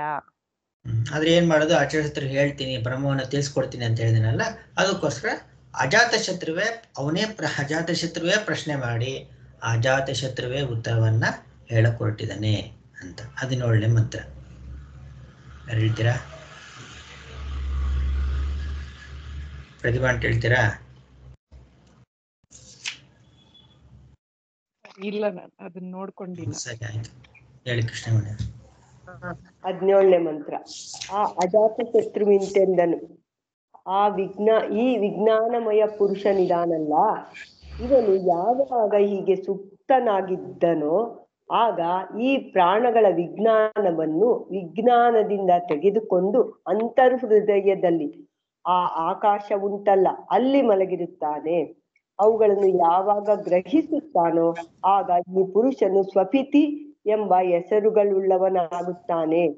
ಆಗ ಪ್ರಾಣವು ಗೃಹೀತವೇ ಆಗಿರುತ್ತದೆ, ವಾಕು ಗೃಹೀತವಾಗಿರುತ್ತದೆ, ಚಕ್ಷುಷು ಗೃಹೀತವಾಗಿರುತ್ತದೆ, ಸ್ತೋತ್ರವು ಗೃಹೀತವಾಗಿರುತ್ತದೆ, ಮನಸ್ಸು ಗೃಹೀತವಾಗಿರುತ್ತದೆ ಎಂದು ಈ ಸುಷುಪ್ತನ ಆತ್ಮನಾದ ಬ್ರಹ್ಮದಲ್ಲಿ ಇರ್ತಾನೆ ಅಂತ.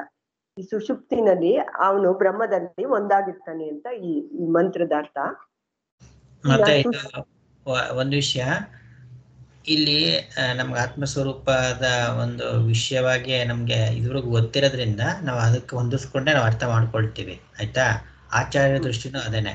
ಅಂದ್ರೆ ಮುಂದಕ್ಕೆ ಕೆಲವೊಂದೆಲ್ಲ ಪೂರ್ವ ಪಕ್ಷ ಬರುತ್ತೆ, ಆಗ ಇದು ಒಂದೊಂದು ಪದಾನು ತಗೊಂಡು ಅವ್ನು ಪ್ರೂವ್ ಮಾಡ್ತಾನೆ, ಇದು ಜೀವನನ್ನ ಹೇಳ್ತಾ ಇರೋದು ಅಂತ. ಅಂದ್ರೆ ಎಲ್ಲೂ ನೇರಾಗಿ ಇಲ್ಲ ಆತ್ಮ ಅಂತಾನೆ ಆಗ್ಲಿ, ಆ ಬ್ರಹ್ಮ ಅಂತ ಆಗ್ಲಿ, ಅದೇ ಬ್ರಹ್ಮ ಅಂತ ಆಗ್ಲಿ ಹೇಳಿಲ್ಲ.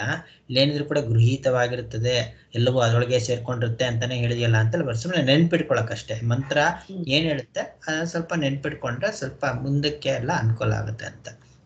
ಮುಂದೆ ಹೇಳಿ 289ನೇ ಭಾಷಣ. ಸುಷುಪ್ತಿಯಲ್ಲಿ ಆತ್ಮನು ನಿರ್ವಿಶೇಷನಾಗಿರುತ್ತಾನೆ.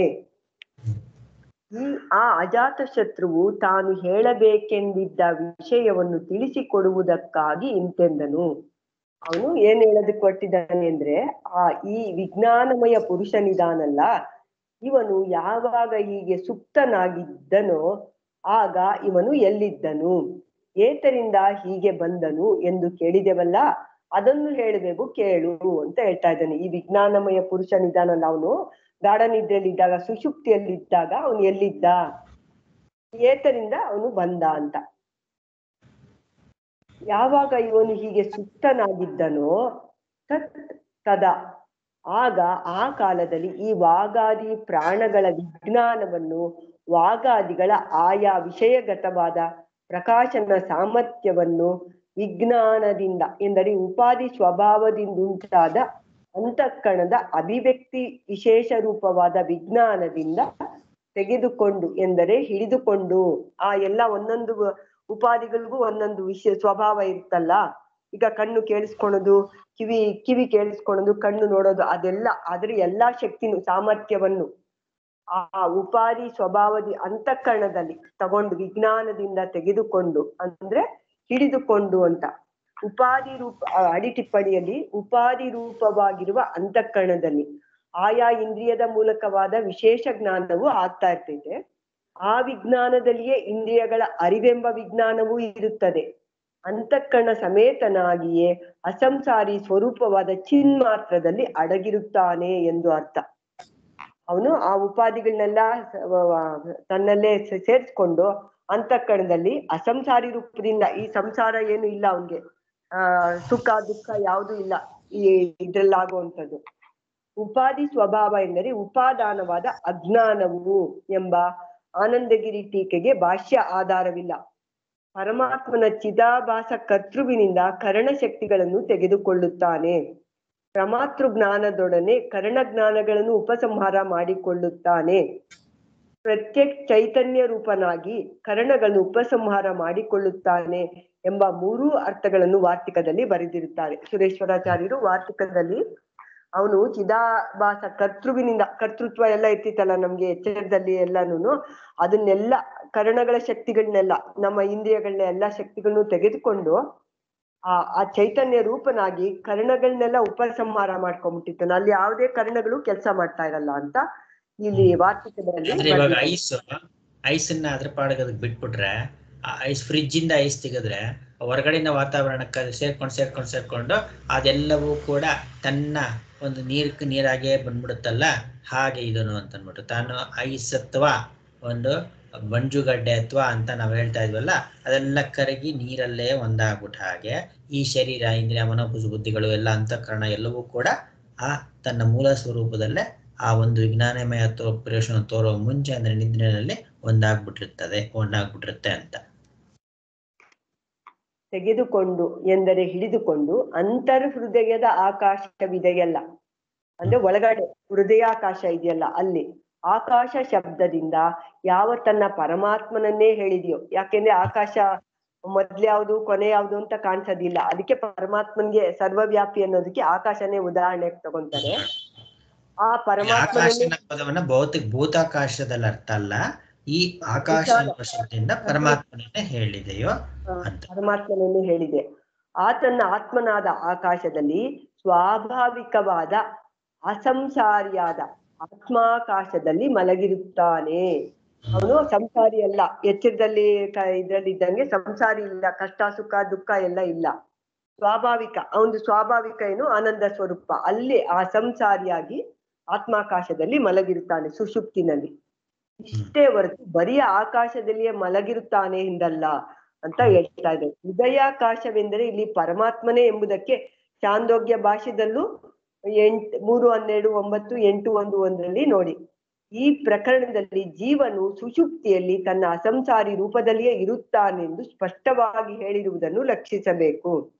ಹೀಗಿದ್ದರೂ ಸುಷುಪ್ತಿಯಲ್ಲಿ ಮೂಲಾವಿದ್ಯೆಯ ನಿಮಿತ್ತದಿಂದ ಜೀವ ಬ್ರಹ್ಮ ವಿಭಾಗವಿರುತ್ತದೆ ಎಂದು ಕೆಲವು ವ್ಯಾಖ್ಯಾನಕಾರರು ಹೇಳುತ್ತಿರುತ್ತಾರೆ. ಇದು ಭಾಷ್ಯಕ್ಕೂ ವೇದಾಂತ ಪ್ರಕ್ರಿಯೆಗೂ ವಿರುದ್ಧವೆಂಬುದು ಸ್ಪಷ್ಟ. ಅಲ್ಲಿ ಅವಿದ್ಯೆ ಇರೋದಿಲ್ಲ ಗಾಢ ನಿದ್ರೆನಲ್ಲಿ ಅಂತ ಸ್ಪಷ್ಟವಾಗಿ ಯಾವುದೇ ಭಾಷ್ಯದಲ್ಲೂ ಇದಕ್ಕೆ ಆಧಾರ ಇಲ್ಲ ಅಂತ ಹೇಳ್ತಾ ಇದ್ದಾರೆ. ಆಗ ಎಲೆ ಸೌಮ್ಯನೇ ಸತ್ತಿನೊಡನೆ ಸಂಪನ್ನನಾಗಿರುತ್ತಾನೆ ಎಂಬ ಮತ್ತೊಂದು ಶ್ರುತಿಯ ಸಾಮರ್ಥ್ಯದಿಂದ ಹೀಗೆ ನಿಶ್ಚಯಿಸಬೇಕು. ಅದೇ ಚಾಂದೋಗ್ಯದಲ್ಲಿ ಹೇಳಿದಾರಲ್ಲ, ಅದನ್ನೇನಾ ಇದು? ಸ್ವತಃ ಸೌಮ್ಯತದ ಸಂಪನ್ನೋ ಭವತಿ ಅಂತ, ಸತ್ಸ್ವರೂಪದಲ್ಲೇ ಒಂದಾಗಿರ್ತಾನೆ ಅಂತ. ಲಿಂಗೋಪಾದಿಯ ಸಂಬಂಧದಿಂದ ಆಗಿದ್ದ ವಿಶೇಷಾತ್ಮ ಸ್ವರೂಪವನ್ನು ಬಿಟ್ಟು, ಅಂದ್ರೆ ಈ ಅಂತಃಕರಣದಲ್ಲೇ ಉಪಾಧಿ ರೂಪದಲ್ಲಿ ಇದ್ನಲ್ಲ ಅದನ್ನ ಬಿಟ್ಟು, ಅದ್ರ ಸಂಬಂಧದಿಂದ ಆಗಿರುವಂತ ವಿಶೇಷನೆಲ್ಲ ಬಿಟ್ಟು, ಈ ಕರಣಗಳು ಎಲ್ಲ ಅದ್ರದ್ದು ಉಪಾಧಿ ಎಲ್ಲ ಬಿಟ್ಟು ಅಂತ, ಯಾವ ವಿಶೇಷವೂ ಇಲ್ಲದ, ವಿಶೇಷ ಎಲ್ಲ ಹೊಟ್ಟೋಯ್ತು, ಸ್ವಾಭಾವಿಕ ತನ್ನ ಕಾರಣದಲ್ಲಿ ಸ್ವಾಭಾವಿಕವಾದ ಕೇವಲ ಆತ್ಮನಲ್ಲಿಯೇ ಇದ್ದುಕೊಂಡಿರುತ್ತಾನೆ ಎಂದು ಅರ್ಥ. ಅದಕ್ಕೆ ಅಡಿ ಟಿಪ್ಪಣಿಯಲ್ಲಿ ಸ್ವಾಭಾವಿಕವಾದ ಎಂದರೆ ತನ್ನ ಸ್ವರೂಪವೇ ಆದ ಎಂದರ್ಥ. ಸ್ಥೂಲ ಸೂಕ್ಷ್ಮ ಉಪಾಧಿಗಳು ಹೋದ ಬಳಿಕವೂ ಕಾರಣ ಜ್ಞಾನ ರೂಪವಾದ ಮತ್ತೊಂದು ಉಪಾಧಿಯು ಇರುತ್ತದೆ ಎಂಬ ಹೇಳಿಕೆಯು ಭಾಷ್ಯದಲ್ಲಿ ಸಿಕ್ಕುವುದಿಲ್ಲ. ಅಂತಃಕರಣ ಎನ್ನುವಂತ ಸಂಬಂಧ ತನ್ನ ಸ್ವಭಾವ ರೂಪದಲ್ಲೇ ನಾವಿದ್ರೂ ಕೂಡ ಅಂತಃಕರಣದ ಅಂದ್ರೆ ಲಿಂಗೋಪಾಧಿ ಅಂದ್ರೆ ಅಂತಃಕರಣ ಅಂತ ಸ್ವಾಮಿಗಳು ಬಳಸಿದರೆ ಆಗಿದ್ದ ಸಂಬಂಧ ಆಗಿಲ್ಲ ನಿಜವಾಗ್ಲು, ಆದ್ರೂ ಇಲ್ಲ ಇದೆಯಲ್ಲ ಇಲ್ಲಿ ಎರಡು ಸೇರ್ಕೊಂಡ ಹಾಗೆ ಅದರ ಸಂಬಂಧದಿಂದ ಆ ವಿಶೇಷ ಸ್ವರೂಪವನ್ನು ಬಿಟ್ಟು ಅಲ್ಲಿ ಇಲ್ಲಿ ಸಂಬಂಧ ಆಗಿರೋದಕ್ಕೋಸ್ಕರ ನನ್ನ ಸ್ವಭಾವನೇ ಬಿಟ್ಬಿಟ್ಟಿದೀವಿ ನಾವಿಲ್ಲಿ. ನಮ್ಮ ಮೂಲ ಸ್ವಭಾವ ಹುಟ್ಟಿಲ್ಲದ ಸಾವಿಲ್ಲದ ನೋವಿಲ್ಲದ ಸ್ವಭಾವ ಆಗಿದ್ರು ಕೂಡ ನಮ್ಮ ಸ್ವಭಾವ ಬಿಟ್ಟಿರೋದು ಯಾಕೆ ಅಂತಂದ್ರೆ ಇದ್ರಿಂದ ಅಂತ. ಒಂದೊಳ್ಳೆ ಹೆಂಗಿದೆ ನೋಡಿ, ಸ್ವಾಮಿಗಳು ಹೇಳ್ತಾರಲ್ಲ, ಎಲ್ಲಿಂದ ಬಂದುದಿ ಇಲ್ಲದ ಮಾಯೆ ಅಂತ, ಸಲ್ಲದ ಕಾರ್ಯವನ್ನೆಲ್ಲಗೈಸಿದ್ದು ಅಂತ. ಇಲ್ಲ, ಇದು ಇಲ್ಲೇ ಇಲ್ಲ. ಇದು ಇವಾಗ ನಮ್ಗೆ ಉದಾಹರಣೆ ಕೊಡ್ಬೇಕಾದ್ರೆ ಆ ಕೆಟ್ಟವನ ಜೊತೆ ಸೇರಿ ಇವನು ಕೆಟ್ಟವನೇ ಆಗ್ಬಿಟ್ಟ ಅಂತೀವಿ ನಾವು. ತುಂಬಾ ಒಳ್ಳೆಯವನಾಗಿದ್ದ, ಎಷ್ಟು ಕೆಲಸ ಮಾಡ್ಕೊಡ್ತಾ ಇದ್ದ, ನಮ್ಗೆ ತಂದೆ ತಾಯಿಗಳು ಸೇವೆ ಮಾಡ್ತಾ ಇದ್ದ, ಅವ್ನು ಕೆಟ್ಟವನ ಜೊತೆ ಅವನು ಸೇರಿ ಒಳ್ಳೆಯವನಾಗ್ಬಿಟ್ಟಿರ್ತಾನೆ ಅಂತ, ಅವನು ಕೆಟ್ಟವನಾಗ್ಬಿಟ್ಟಿದ್ದಾನೆ ಅಂತ. ಅಲ್ಲಿ ಕೆಟ್ಟವನೊಬ್ಬ ಒಳ್ಳೆಯವನ್ ಕೆಟ್ಟವನ ಜೊತೆ ಸೇರಿ ಕೆಟ್ಟವನಾಗ್ಬಿಟ್ಟ ಅಂತ ಇರುತ್ತೆ. ಅಲ್ಲಿ ಎರಡಿದೆ. ಇಲ್ಲಿ ಅಂತಃಕರಣ ಕೆಟ್ಟವನು ಅಂತ ಇಟ್ಕೊಂಡ್ರೆ, ಸ್ವರೂಪ ಒಳ್ಳೆಯದು ಅಂತ ಇಟ್ಕೊಂಡ್ರೆ, ಈ ಅಂತಃಕರಣ ಅನ್ನೋದು ಇಲ್ವೇ ಇಲ್ಲ, ಇಲ್ಲದ್ದು ಇದು ಇರುವ ಹಾಗೆ ತೋರ್ತಾ ಇರುತ್ತದ್ದು ಅಂತ. ಆಭಾಸ ರೂಪ ಇರುವ ಹಾಗೆ ತೋರ್ತಾ ಇರೋದು, ಇದರ ಸಂಪರ್ಕ ಆಗೋದು ಅನ್ನೋದು, ಇದೆಲ್ಲ ಅಧ್ಯಾರೋಪ ಪ್ರಕ್ರಿಯೆ. ಇದೆಲ್ಲ ಅಧ್ಯಾರೋಪ ದೃಷ್ಟಿಯಿಂದ ಅದನ್ನೆಲ್ಲ ಒಪ್ಕೊಳ್ತಾ ಇರೋವಂಥದ್ದು, ಆಯ್ತಾ? ಅದು ವಿಶೇಷ ಇಲ್ಲಿ. ಆದ್ರಿಂದ ಹೀಗೆ ಇದ್ದುಕೊಂಡಿರ್ತಾನೆ, ಅದು ಬಿಟ್ಬಿಟ್ಟು ಆತ್ಮನು ಸ್ವಭಾವ ರೂಪದಲ್ಲೇ ಇರ್ತಾನೆ ಅಂತ ಅರ್ಥ ಅಂತ. ಇಷ್ಟೊಂದೆಲ್ಲ ನಾವು ವಿವರಿಸಿ ಹೇಳ್ತಾ ಇದ್ರು ಕೂಡ ನಾವು ಆ ಚಿಂತನೆ ಮಾಡಿರಲ್ಲ. ಚೆನ್ನಾಗಿ ನೆನ್ಪಿಟ್ಕೊಳ್ಬೇಕು. ಒಂದೊಂದ್ಸತಿ ಅನ್ಸುತ್ತೆ ಇಷ್ಟೊಂದು ವಿವರಿಸ ಅವಶ್ಯಕತೆ ಇದೆಯಾ, ಗೊತ್ತಾಯ್ತಲ್ಲ ಅಂದ್ರೆ ನಿಮ್ಗೆಲ್ಲ ಹೇಳ್ತಾ ಇರೋದು ನಮ್ಮ ಮನಸ್ಥಿತಿ ಆಗಿರುತ್ತೆ. ಎಷ್ಟು ಸತಿ ಹೇಳಿದ್ದಾರೆ ಡಾಕ್ಟ್ರು, ಎಷ್ಟು ಸತಿ ಹೇಳಿದ್ದಾರೆ ಪರಮಾರ್ಥ ಚಿಂತನೆ ನಮ್ಮ ಸ್ವಭಾವದಲ್ಲೇ ಇರ್ತೀವಿ. ಮುಂದಕ್ಕೆ ನಮ್ಮ ಭಗವತ್ಪಾದ ಮುಂದಕ್ಕೆ ಹೇಳ್ರಿ, ಆಯ್ತು ಹೇಳ್ರಿ ಮುಂದಕ್ಕೆ. ನಮ್ಮ ಸ್ವಭಾವ ಆತ್ಮನಂದ ಇರ್ತೀವಿ, ಮುಂದಕ್ಕೆ ಹೇಳ್ರಿ ಅಲ್ಲ. ಇದು ನಮ್ಗೆ ಎಷ್ಟು ಮಟ್ಟಿಗೆ ಅದು ನಮ್ಗೆ ಹಿಡಿದಿದೆ ಅಂತ. ನಮ್ಮ ಮೂಲ ಸ್ವರೂಪ ಪರಮಾತ್ಮನೇ ಆಗಿತ್ತು ಅಂತಂದವಾಗ ನಾವು ಎಷ್ಟು ವಿಶಿಷ್ಟರು ಅಂತ ಪದ ಬಳಸೋದಲ್ಲ, ನಮ್ಮ ಸ್ವರೂಪವೇ ಆದಂತ ಭಗವತ್ ಸ್ವರೂಪದಲ್ಲೇ ಇದ್ವಿ ಅನ್ನೋದು. ಎಂಥದ್ದದು ಅಂತ. ನಮ್ಮನೆ ವೈಕುಂಠ ಏಕಾದಶಿ ಬಂತು, ದೇವಸ್ಥಾನ ದರ್ಶನ ಮಾಡಿದ್ವಿ, ಕ್ಯೂ ನಿಂತ್ಕೊಂಡು ಎಲ್ಲ ಮಾಡಿದ್ವಿ ಅಲ್ವಾ. ಆದ್ರೆ ಆ ಪರಮಾತ್ಮನು ಈಗಲೇ ತನ್ನ ಸ್ವರೂಪದಲ್ಲೇ ಇಲ್ಲೇ ದಿನಾಗ್ಲೂ ತೋರಿಸ್ತಾ ಇರ್ತಾನಲ್ಲ, ನಾವ್ ಯಾಕೆ ಅದನ್ನ ಚಿಂತನೆ ಮಾಡಿಲ್ಲ ಅಂತ. ಗಾಢ ನಿದ್ರೆ ಅನುಭವನ ನಾವು ಯಾಕೆ ಎದುರಿಗೆ ತಗೊಂಡಿಲ್ಲ ನಾವು. ಅಧ್ಯಾತ್ಮ ವಿದ್ಯೆ ಅಂತ ಸ್ವಾಮಿಗಳ ಪುಸ್ತಕ ಇದೆ, ಅದರೊಳಗೆ ಎಚ್ಚರದಲ್ಲಿ ಸುಷುಪ್ತಿ ಅನ್ನುವಂತ ಒಂದು ಟಾಪಿಕ್ ತಗೊಂಡಿದ್ದಾರೆ. ನಾವು ಯಾಕೆ ಗಾಢ ನಿದ್ರಾ ಸ್ವರೂಪದಲ್ಲಿ ನಮ್ಮ ಆ ಒಂದು ಸ್ವರೂಪದಲ್ಲಿ ನಾವೇ ಇದ್ದಿದ್ದು, ನಾವೇ ಬೇರೆ ಆಗಿ ನಾವಲ್ಲಿ ಹೋಗಿಲ್ಲ. ಮುಂದೆಲ್ಲ ಬರುತ್ತೆ ಪೂರ್ವ ಪಕ್ಷಗಳೆಲ್ಲ, ನಾವೇ ಇದ್ದಿದ್ದು ಅಲ್ಲಿ. ಆದ್ರೂ ಇಂತಹ ಸ್ವರೂಪದಲ್ಲಿ ಇದ್ವಿ ನಾವು ಅಂತ ಮೊದಲು ಅದನ್ನ ತಿಳ್ಕೊಳ್ಳಿ. ವೈಶತದಾಭೂತ ಅನ್ನೋದಕ್ಕೋಸ್ಕರ ಪ್ರಶ್ನೆ ಇದು. ಅಲ್ಲೇ ಇದ್ವಿ ಅನ್ನೋದು ಚೆನ್ನಾಗಿ ನಮ್ಮ ಮನಸ್ಸಿಗೆ ಊರಬೇಕು. ಅದಕ್ಕೆ ಅಷ್ಟು ಇಂಪಾರ್ಟೆಂಟ್ ಈ ಉಪನಿಷತ್ತಿನ ಒಂದು ಭಾಗ. ವೈಶತದಾಭೂತ್ ಅನ್ನುವಂಥದ್ದು, ವೈಶತದಾಭೂತ್ ಚೆನ್ನಾಗಿ ನಮ್ಗೆ ಮನದಟ್ಟಾಗ್ಬೇಕಿದು. ಚೆನ್ನಾಗಿ ಮೊದಲು ಭೌತಿಕವಾಗಿ ಮನದಟ್ಟಾಗ್ಬೇಕು, ಅಂದ್ರೆ ಇಂಟೆಲೆಕ್ಚುಯಲಿ ಮನದಟ್ಟಾಗ್ಬೇಕು, ಹೌದು ಹಾಗೆ ಇದೆ ಅಂತ. ಆಮೇಲೆ ಅದರ ಒಂದು ಸತತವಾದಂತ ಚಿಂತನೆ ನಡೀತಾ ಇರ್ಬೇಕು. ಹೌದಲ್ವಾ, ನಮ್ಮ ಸ್ವರೂಪ, ನಮ್ಮ ಸ್ವಭಾವ ಹಿಂದೆಲ್ಲ ತೋರ್ಸ್ಕೊಳ್ಬೇಕು. ಕ್ರಿಯಾಕಾರಕ ಫಲರಹಿತವಾದಂತಹ ನಮ್ಮ ಮೂಲ ಸ್ವಭಾವದಲ್ಲೇ, ನಮ್ಮ ಸ್ವರೂಪದಲ್ಲೇ ನಾವು ಇದ್ದು ಅಲ್ವಾ ಅಂತ. ಇನ್ನು ಸ್ವಲ್ಪ ಯೋಚನೆ ಮಾಡಿ, ಇದನ್ನ ಸ್ವಲ್ಪ ಯೋಚನೆ ಮಾಡಿ. ನಿಜವಾಗ್ಲೂ ಸ್ಟಡಿ ಸರ್ಕಲ್ ಇಷ್ಟೊಂದು ಎಕ್ಸ್ಟೆಂಡ್ ಆಗುತ್ತೆ ಅಂತ ಅನ್ಕೊಂಡ್ರಲ್ಲ, but it's worth to study this much. ಏನು ಅಂತ ಇಷ್ಟೊಂದು ಎಷ್ಟು ತರ ಬಿಡಿಸಿ ತೋರಿಸ್ತಾ ಇದ್ದಾರೆ ನೋಡಿ. ಇನ್ನು ಮುಂದಕ್ಕೂ ಬಿಡಿಸ್ತಾರೆ ಆಚಾರ್ಯರು. ಯಾರಿಗೆ ನೀವು ಚಿಂತನೆ ಮಾಡ್ರಿ ಅಂತ ಆಚಾರ್ಯರ ಕರುಣೆ ಅದು. ಅವರು ತಮ್ಮ ಸ್ವರೂಪದಲ್ಲೇ ನಿಂತುಬಿಟ್ಟಿದ್ರು. ಗೋವಿಂದ ಭಗವತ್ಪಾದಾಚಾರ್ಯರ ತರ ಆ ಸ್ವರೂಪದಲ್ಲಿ ಆಚಾರ್ಯ ಗುರುಗಳು ಗೋವಿಂದ ಭಗವತ್ಪಾದಾಚಾರ್ಯರು ಅವ್ರಿಗೆ ಬರ್ದಿದ್ದೇನು ನಮ್ಗೆ ಗೊತ್ತಾಗಿಲ್ಲ ಇದುವರೆಗೂ ಕೂಡ. ಆದ್ರೆ ಅವರು ಗುರುಗಳು ಅಂತ ಅಷ್ಟೇ ಗೊತ್ತಿರೋದು ನಮ್ಗೆ. ಅವ್ರ ತರ ಸುಮ್ಮನೆ ಇದ್ಬಿಟ್ರೆ ನಮ್ಗೇನು ಗೊತ್ತಾಗ್ತಾ ಇಲ್ಲ. ಅಂದ್ರೆ ಅವ್ರ ಕರುಣೆ ಇಲ್ಲ ಅಂತ ಅಲ್ಲ.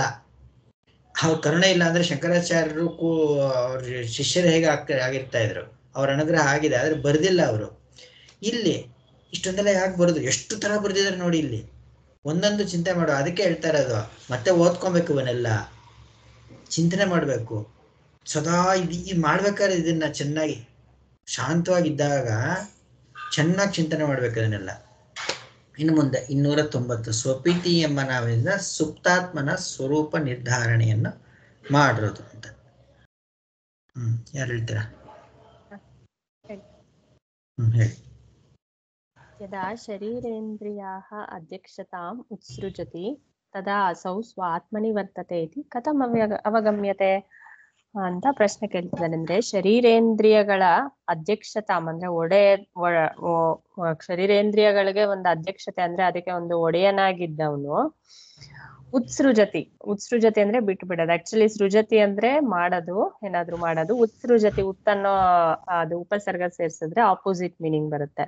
ಆಗ ಅಸೌ ಇವನು ಸ್ವ ಆತ್ಮನಿ ಅವನು ತನ್ನಲ್ಲೇ ಇದ್ದ ಆತ್ಮನಿ ವರ್ತತೆ ಅನ್ನೋದು ಹೇಗೆ ಗೊತ್ತಾಗುತ್ತೆ? ಕಥಂ ಅವಗಮ್ಯತೆ ಅನ್ನೋದಕ್ಕೆ ನಾಮ ಪ್ರಸಿದ್ಧಿಯಿಂದ ಗೊತ್ತಾಗುತ್ತದೆ. ಕಹ ಅಸೌ ನಾಮ ಪ್ರಸಿದ್ಧಿ ಇತಿ ಆಹ ಅಂದ್ರೆ ಯಾವ್ದದು ನಾಮ ಪ್ರಸಿದ್ಧಿ ಅಂದ್ರೆ ಹೇಳ್ತೀವಿ. ತಾನಿ ವಾಗಾದೇಹ ವಿಜ್ಞಾನಾನಿ ಯದಾ ಯಸ್ಮಿನ್ ಕಾಲೇ ಗೃಹ್ಣಾತಿ ಆದತ್ತೆ ಅಥ ತದಾಹ ಏತತ್ ಪುರುಷಃ ಸ್ವಪೀತಿ ನಾಮ. ಅಂದ್ರೆ ಈ ವಾಗಾದಿಗಳ ವಿಜ್ಞಾನ ಯಾವಾಗ ಯಾವ ಕಾಲದಲ್ಲಿ ಗ್ರಹಿಸುತ್ತಾನೋ ತೆಗೆದುಕೊಳ್ಳುತ್ತಾನೋ ಆಗ ಈ ಪುರುಷನು ಸ್ವಪೀತಿ ಎನಿಸುತ್ತಾನೆ. ಅಂದ್ರೆ ಆ ಸ್ವಪೀತಿ ಅನ್ನೋ ನಾಮನೇ ಪ್ರಸಿದ್ಧಿಯಾಗಿದೆ ಅಂತ ಹೇಳ್ತಿದ್ದಾರೆ. ಅಂದ್ರೆ ಆ ವಾಗಾದಿಗಳ ಜ್ಞಾನ ಅವನ್ಗೆ ಯಾವಾಗ ಗ್ರಹಿಸ್ತಾನೋ ಅಂದ್ರೆ ಅವನ್ ಎದ್ದಾಗ ಗ್ರಹಿಸ್ತಾನೆ ಅಲ್ವಾ ಸರ್? ಅಲ್ಲ, ವಾಗಾದಿ ಆಗ ಈ ಪುರುಷನು ತನ್ನ ಇದು ಸ್ವಪೀತಿ ಸಣ್ಣ ಸ್ವರೂಪದಲ್ಲೇ ಇರ್ತಾನೆ ಅಂತ. ವಾಗಾದಿಗಳ ವಿಜ್ಞಾನವನ್ನು ಯಾವಾಗ ಗ್ರಹಿಸುತ್ತಾನೋ ಅಂದ್ರೆ ತೆಗೆದುಕೊಳ್ಳುತ್ತಾನೋ ಅಂತ ಅರ್ಥ ಇದು ಅಂತ ಹೇಳಿದೆ ನೋಡಿ. ತೆಗೆದುಕೊಳ್ಳುತ್ತಾನೋ, ಎಳ್ಕೊಂಡ್ಬಿಡ್ತಾನೋ ಅಂತ. ಆಗ ಪುರುಷನು ಸ್ಥಿತಿ ಎನಿಸಿಕೊಳ್ಳುತ್ತಾನೆ ಅಂತ. ಅವನು ಯಾವಾಗ ಅದರ ಜ್ಞಾನನ ಹೇಳ್ಕೊಂಡ್ಬಿಡ್ತಾನೋ ಅಂತ, ಈಚೆ ಬರುತ್ತೆ ಅಂತ ಅಲ್ಲ, ಎಸ್ ಒಳಗಡೆ ಯಾವಾಗ. ನಾತಿ ಆದತ್ತೆ ಅತ ತದಾ ಹ ಏತತ್ ಪುರುಷ ಸ್ವಪೀತಿ ನಾಮ ಅಂತ ಏತತ್ ನಾಮ ತೆಗೆದುಕೊಳ್ಳೋದು. ಏತತ್ ನಾಮ ಅಸ್ಯ ಪುರುಷಸ್ಯ ವಿಡ್ರಾವಲ್ ಅಂತ. ವಿತ್ಡ್ರಾವಲ್. ಏತನ್ನಾಮ ಅಸ್ಯ ಪುರುಷಸ್ಯ ತದಾ ಪ್ರಸಿದ್ಧಂ ಭವತಿ. ಈ ಸ್ವಪೀತಿ ಅನ್ನೋ ಹೆಸರು ಆಗ ಆ ಪುರುಷನಿಗೆ ಪ್ರಸಿದ್ಧವಾಗುತ್ತೆ ಯಾವಾಗ ಅವನು ಅದನ್ನ ವಾಗಾದಿಗಳ ಆ ಶಕ್ತಿಯನ್ನ ಆ ಜ್ಞಾನವನ್ನೆಲ್ಲ ಅಂದ್ರೆ ಹೇಳ್ಕೊಂಡ್ಬಿಡ್ತಾನೋ ಆವಾಗ. ಗೌಣಮೇವ ಅಸ್ಯ ನಾಮ ಭವತಿ, ಅವನಿಗೆ ಇದು ಗೌಣನಾಮವೇ ಆಗಿರುತ್ತದೆ, ಅಂದ್ರೆ ಗುಣಕ್ಕೆ ತಕ್ಕಂತೆ. ಇವಾಗ ಆ ನಾಮ ಹೊಂದುತ್ತೆ ಅಂತಂದ ಅಂದ್ರೆ ಯಾವ್ದೋ ಅನ್ವರ್ಥ ನಾಮನ ಏನಂತ ಕರೆಕ್ಟ್ ಅದು ಅನ್ವರ್ಥ ನಾಮ ತಾನೇ ಅದು, ಆ ಹೆಸರು ಅವ್ನು ಕರೆಕ್ಟಾಗಿ ಹೊಂದುತ್ತೆ ಅಂತ. ಕರೆಕ್ಟಾಗಿ ಹೊಂದುತ್ತೆ ಅಂತ ಅನ್ವರ್ಥ ನಾಮ. ಇವಾಗ ಭಗವತ್ಪಾದ ಹೇಳ್ತಾ ಇರ್ತಾರಲ್ಲ, ಶಾಂತವ ಅಂತ ತಿಳ್ಕೊಂಡಿರ್ತಾರೆ, ಶಾಂತಿನೇ ಇರಲ್ಲ ಅವಾಗ್ಲೂ ಗಲಾಟೆ ಇರೋದು ಅಂತ. ಅದು ಅನ್ವರ್ಥ ಆಗಲ್ಲ, ಶಾಂತವನ್ನಲ್ಲ ಎಂಥದ್ದು ಅಲ್ಲ ಅಂತ. ಆಮೇಲೆ ಸಂಪತ್ತಪ್ಪ ಅಂತ ಹೆಸರಿಟ್ಕೊಂಡಿರ್ತಾರೆ, ಒಂದು ಪೈಸಾ ದುಡ್ಡಿರಲ್ಲ ಅಂತ. ಹಂಗೆ ನಾಮ ಹೊಂದಲ್ಲ ಅದು ಅಂತ. ಇವಾಗ ಅವಾಗ ಅವನಿಗೆ ಹೊಂದುತ್ತೆ, ಆವಾಗ ಅದು ಇವನು ಪ್ರಸಿದ್ಧವಾಗಿರುತ್ತೆ ಅವನಿಗೆ, ನನ್ನ ಸ್ವರೂಪದಲ್ಲಿ ಸ್ವರೂಪ ಹೊಂದುತ್ತೆ ಅಂತ. ಮುಂದುವರ್ಸಿ. ಇದು ಗೌಣನಾಮ ಆಗಿರುತ್ತೆ, ಅವನ ಗುಣದಿಂದ ಅವನಿಗೆ ಬಂದಿರೋ ನಾಮ ಇದು ಆಕ್ಚುಲಿ.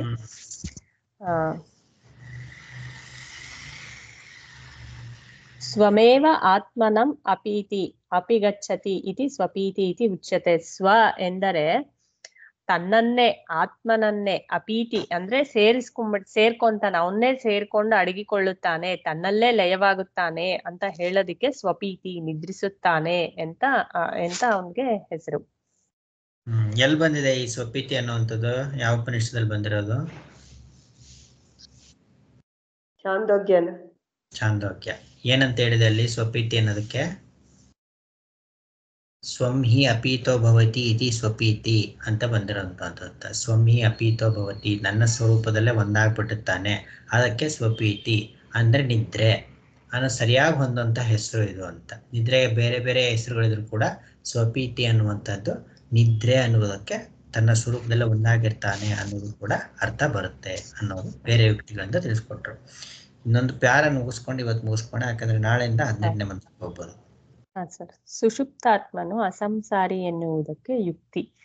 ಈ ಸುಷುಪ್ತ ಆತ್ಮನು, ಅದೇ ಸ್ವಪೀತಿ ಅಂತ ಹೇಳಿದ್ರಲ್ಲ, ಅವನಿಗೆ ಯಾವ ಸಂಸಾರನೂ ಇಲ್ಲ ಅನ್ನೋದನ್ನ ಯುಕ್ತಿ, ಅದಕ್ಕೆ ಒಂದು ಯುಕ್ತಿಯಿಂದ ತೋರಿಸಿದ್ವಿ.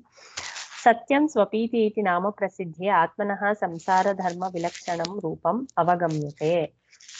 ಅಂದ್ರೆ ನಿಜ, ಸ್ವಪೀತಿ ಎಂಬ ನಾಮದ ಪ್ರಸಿದ್ಧಿಯಿಂದ, ಆ ನಾಮ ಪ್ರಸಿದ್ಧಿಯಿಂದ ಆತ್ಮನಲ್ಲೇ ಸಂಸಾರ ಧರ್ಮಗಳಿಲ್ಲ, ಅದಕ್ಕೆ ವಿಲಕ್ಷಣ ರೂಪ ಇದೆ ಅಂತ ಗೊತ್ತಾಗುತ್ತೆ.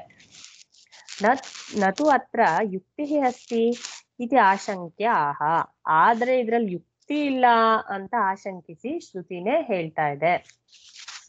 ಅಂದ್ರೆ ಲಾಜಿಕಲಿ ಹೆಂಗ್ ಹೇಳ್ತೀರಾ ಇದನ್ನ? ಸುಮ್ನೆ ಹೇಳ್ಬಿಟ್ರೆ ಹೇಳಿ ಅಂತ.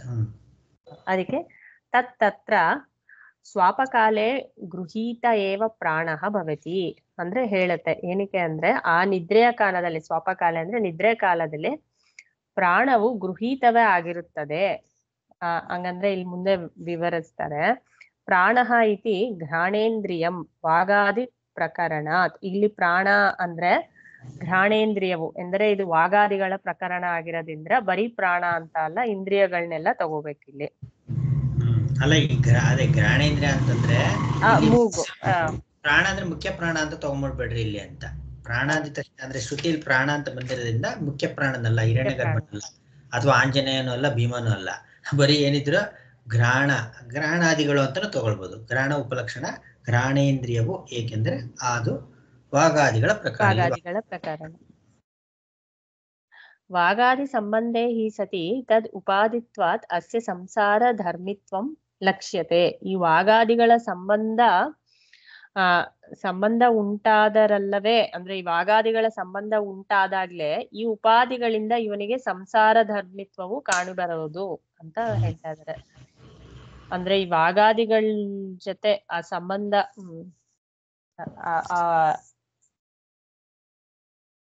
ಅದೇ ಸೇರ್ಕೊಂಡ್ರೆ ಇವಾಗ ಅಂದ್ರೆ ಸಂಕೀರ್ಣವಾಗಿದೆ ಇಲ್ಲಿ ಅಂತ ಹೇಳಿದ್ಯಲ್ಲ, ಇಲ್ಲಿ ಎರಡು ಜೊತೆಗೂ ಸೇರ್ಕೊಂಡಿದೆ ಅಂತ. ಇಲ್ಲಿ ಆ ಸಂಬಂಧ ಉಂಟಾಗಿದೆ ಅಂತಂದ್ರೇನು, ಇಂದ್ರಿಯಗಳು ಅನ್ನೋದು ಅಲ್ಲಿರ್ಲಿಲ್ಲ, ಇಲ್ಲಿ ಒಂದಕ್ಕೊಂದು ಕೂಡ್ಕೊಂಡ್ಬಿಟ್ಟಿರೋದ್ರಿಂದ ಅಂತ ಸ್ವಭಾವದಲ್ಲೇ ಇದ್ದು ಇಲ್ಲಿ ಒಂದೊಂದು ಕೂಡ್ಕೊಂಡ್ಬಿಟ್ಟಿದ್ದೇನೆ. ಆ ಸಂಸಾರ ಧರ್ಮ ವಿರುದ್ಧ ಈ ಸಂಬಂಧಕ್ಕೂ ಕಾಣ ಬರುತ್ತದೆ ಅಂತ ತೋರ್ತಾ ಇದೆ ಅದು ಅಂತ. ಇಲ್ಲ, ಅದು ಸ್ವಭಾವತಃ ಇಲ್ಲ, ಅದು ತೋರಿ ಬರುತ್ತದೆ. ಇವಾಗ ನೀರು ಆ ಹೊರಗಡೆ ಇರುವಂತ ವಾತಾವರಣಕ್ಕೆ ಸೇರಿಕೊಂಡು ತಾನೇ ಅದು ಐಸಾಗಿದ್ದು, ನಿಮ್ಮ ಮನೆ ಹತ್ರ ಅಲ್ಲ ಅಲ್ವಾ? ಹಾಗೆ ಅದರ ಸಂಪರ್ಕದಿಂದ, ವಾತಾವರಣದ ಸಂಪರ್ಕದಿಂದ ಐಸಾಗಿದ್ದು ಅಂತ. ಇಲ್ಲಿ ಉಪಾಧಿಗಳು ಇಲ್ಲದ್ದು ಇದು ಅಂತ ತೋರ್ತಾ ಇರುವಂಥದ್ದು. ವಿಷಯ ರೂಪವಾಗಿರುವಂತಹ ಇದರೊಳಗೆ ವಿಷಯಿ ಆಗಿರುವಂತಹ ಆತ್ಮನು ಸೇರಿಕೊಂಡು ಅಂತ ಒಪ್ಕೋಬೇಕಾದ್ರೆ ಇಲ್ಲಿ ಕಾಣಿಸ್ತಾ ಇದೆಯಲ್ಲ ಅಲ್ಲಿ ಅಂತ. ಹಾಗಾಗಿ ಅದು ಸಂಸಾರಿ ಧರ್ಮಿತ್ವ ಕಾಣ ಬರುತ್ತದೆ ಅಂತ. ಸೇರ್ಕೊಂಡಿದ್ರೆ ಏನಾಯ್ತು, ಇವನು ಸುಖಿ ದುಃಖಿ ಅಂತ ಡಿಫಿನೇಷನ್ ಹಾಗೇನೆ ಅಲ್ವಾ? ಭಗವಂತನ ಹೇಳ್ಬೇಕಾದ್ರೆ ಇಂದ್ರಿಯ ಸೇಂದ್ರಿಯಾರ್ಥ ರಾಗದ್ವೇಷ ವ್ಯವಸ್ಥಿತವು ಅಂತ. ಇಂದ್ರಿಯಗಳ ಜೊತೆಗೆ ಸೇರ್ಕೊಂಡಾಗ ರಾಗದ್ವೇಷಗಳು ವ್ಯವಸ್ಥಿತವಾಗಿ ಇದ್ದೇ ಇರುತ್ತೆ ಅಂತ, ಇದ್ದೇ ಇರುತ್ತಪ್ಪ ಅಂತ. ಅದು ಪ್ರಶ್ನೆ ತುಂಬಾ ಚೆನ್ನಾಗಿದೆ ಅಲ್ಲಿ. ಯಾಕೆ ಕಂಟ್ರೋಲ್ ಮಾಡ್ಬೇಕಪ್ಪ, ಯಾಕೆ ಕಂಟ್ರೋಲ್ ಮಾಡ್ಬೇಕು ಅಂತ. ಹೌದಪ್ಪ, ವ್ಯವಸ್ಥಿತವಾಗಿ ಇದ್ದೇ ಇರುತ್ತೆ ಈ ರಾಗದ್ವೇಷಗಳು. ಯಾಕೆ ಕಂಟ್ರೋಲ್ ಯಾವಾಗ ಮಾಡ್ಬೇಕು ಅಂತಂದ್ರೆ, ಯಾವುದು ಯೋಗಿ ಆಗ್ಬೇಕು ಅಂತಂದ್ರೆ ಅದರ ಒಂದು ನಿಗ್ರಹ ಮಾಡೋಂತ ಅವಶ್ಯಕತೆ ಇದೆ ಅಂತ ಭಗವಂತ ಹೇಳ್ತಾನೆ. ಮುಂದುವರಿಸಿ. ವಾಗಾದಯಃ ಚ ಉಪಸಂಹೃತ ಏವ ತದಾ ತೇನ ಕಥಂ. ಅಂದ್ರೆ ಈ ವಾಗಾದಿಗಳನ್ನು ಆಗ ಅವನು ಉಪಸಂಹಾರ ಮಾಡಿಕೊಂಡಿರುತ್ತಾನೆ ನಿದ್ದೆ ಮಾಡ್ಬೇಕಾದ್ರೆ. ಹೇಗೆಂದರೆ ವಾಕು ಗೃಹೀತವಾಗಿರುತ್ತದೆ, ಚಕ್ಷುಸು ಗೃಹೀತವಾಗಿರುತ್ತದೆ, ಶ್ರೋತ್ರವು ಗೃಹೀತವಾಗಿರುತ್ತದೆ, ಮನಸ್ಸು ಗೃಹೀತವಾಗಿರುತ್ತದೆ. ಗೃಹೀತಂ ಚಕ್ಷುಹು ಗೃಹೀತಂ ಶ್ರೋತ್ರಂ ಅಂತ ಕೊಟ್ಟಿದ್ದಾರೆ. ಎಲ್ಲಾನು ಗೃಹೀತವಾಗಿರುತ್ತದೆ ಅಂದ್ರೆ ಎಲ್ಲಾನು ಹಿಂದಕ್ಕೆ ಹೇಳ್ಕೊಂಡ್ಬಿಟ್ಟಿರುತ್ತೆ. ತಸ್ಮಾತ್ ಉಪಸಂಹೃತೇಶು ವಾಗಾದಿಷು, ಆದ್ದರಿಂದ ಈ ತರ ಉಪಸಂಹಾರವಾಗಿರುವ ವಾಗಾದಿಗಳಿಂದ ಕ್ರಿಯಾಕಾರಕ ಫಲಾತ್ಮತ್ವ ಅಭಾವಾತ್ ಸ್ವಾತ್ಮಸ್ಥ ಏವ ಆತ್ಮ ಅಭವತ್ ಇತಿ ಅವಗಮ್ಯತೆ. ಇದೆಲ್ಲ ಹಂಗೆ ಹಿಂದಕ್ಕೆ ಅದ್ರ ಎಳ್ಕೊಂಡ್ಬಿಟ್ಟಿರೋದ್ರಿಂದ ಆ ಕ್ರಿಯಾಕಾರಕಗಳ ಸ್ವರೂಪ ಅದಕ್ಕೆ ಇರೋದಿಲ್ಲ ಅವಾಗ ವಾಗಾದಿಗಳಿಗೆ. ಅದಕ್ಕೆ ಆತ್ಮನು ತನ್ನ ಸ್ವರೂಪದಲ್ಲೇ ಇದ್ದುಕೊಂಡಿರ್ತಾನೆ ಅಂತ ನಿಶ್ಚಯ ಆಗುತ್ತದೆ. ಅಂದ್ರೆ ಇಲ್ಲಿ ನೋಡಿ, ಸ್ವಲ್ಪ ನೆನ್ಪಿಟ್ಕೊಳ್ಳಿ ಇದನ್ನ. ಯಾಕೆ ಅಂತಂದ್ರೆ ಆ ಪೂರ್ವ ಪಕ್ಷ ಮುಂದೆ ಏನ್ ಕೇಳ್ತಾನೆ ಗೊತ್ತಾ, ಇಲ್ಲಿ ಗೃಹೀತವಾಗಿರ್ತದೆ, ವಾಗಾದಿಗಳು ಗೃಹೀತವಾಗಿರ್ತದೆ ಅಂತ ಹೇಳಿದೆಯೇ ಹೊರತು ಅದಿಲ್ಲ ಅಂತ ಹೇಳಿಲ್ಲ.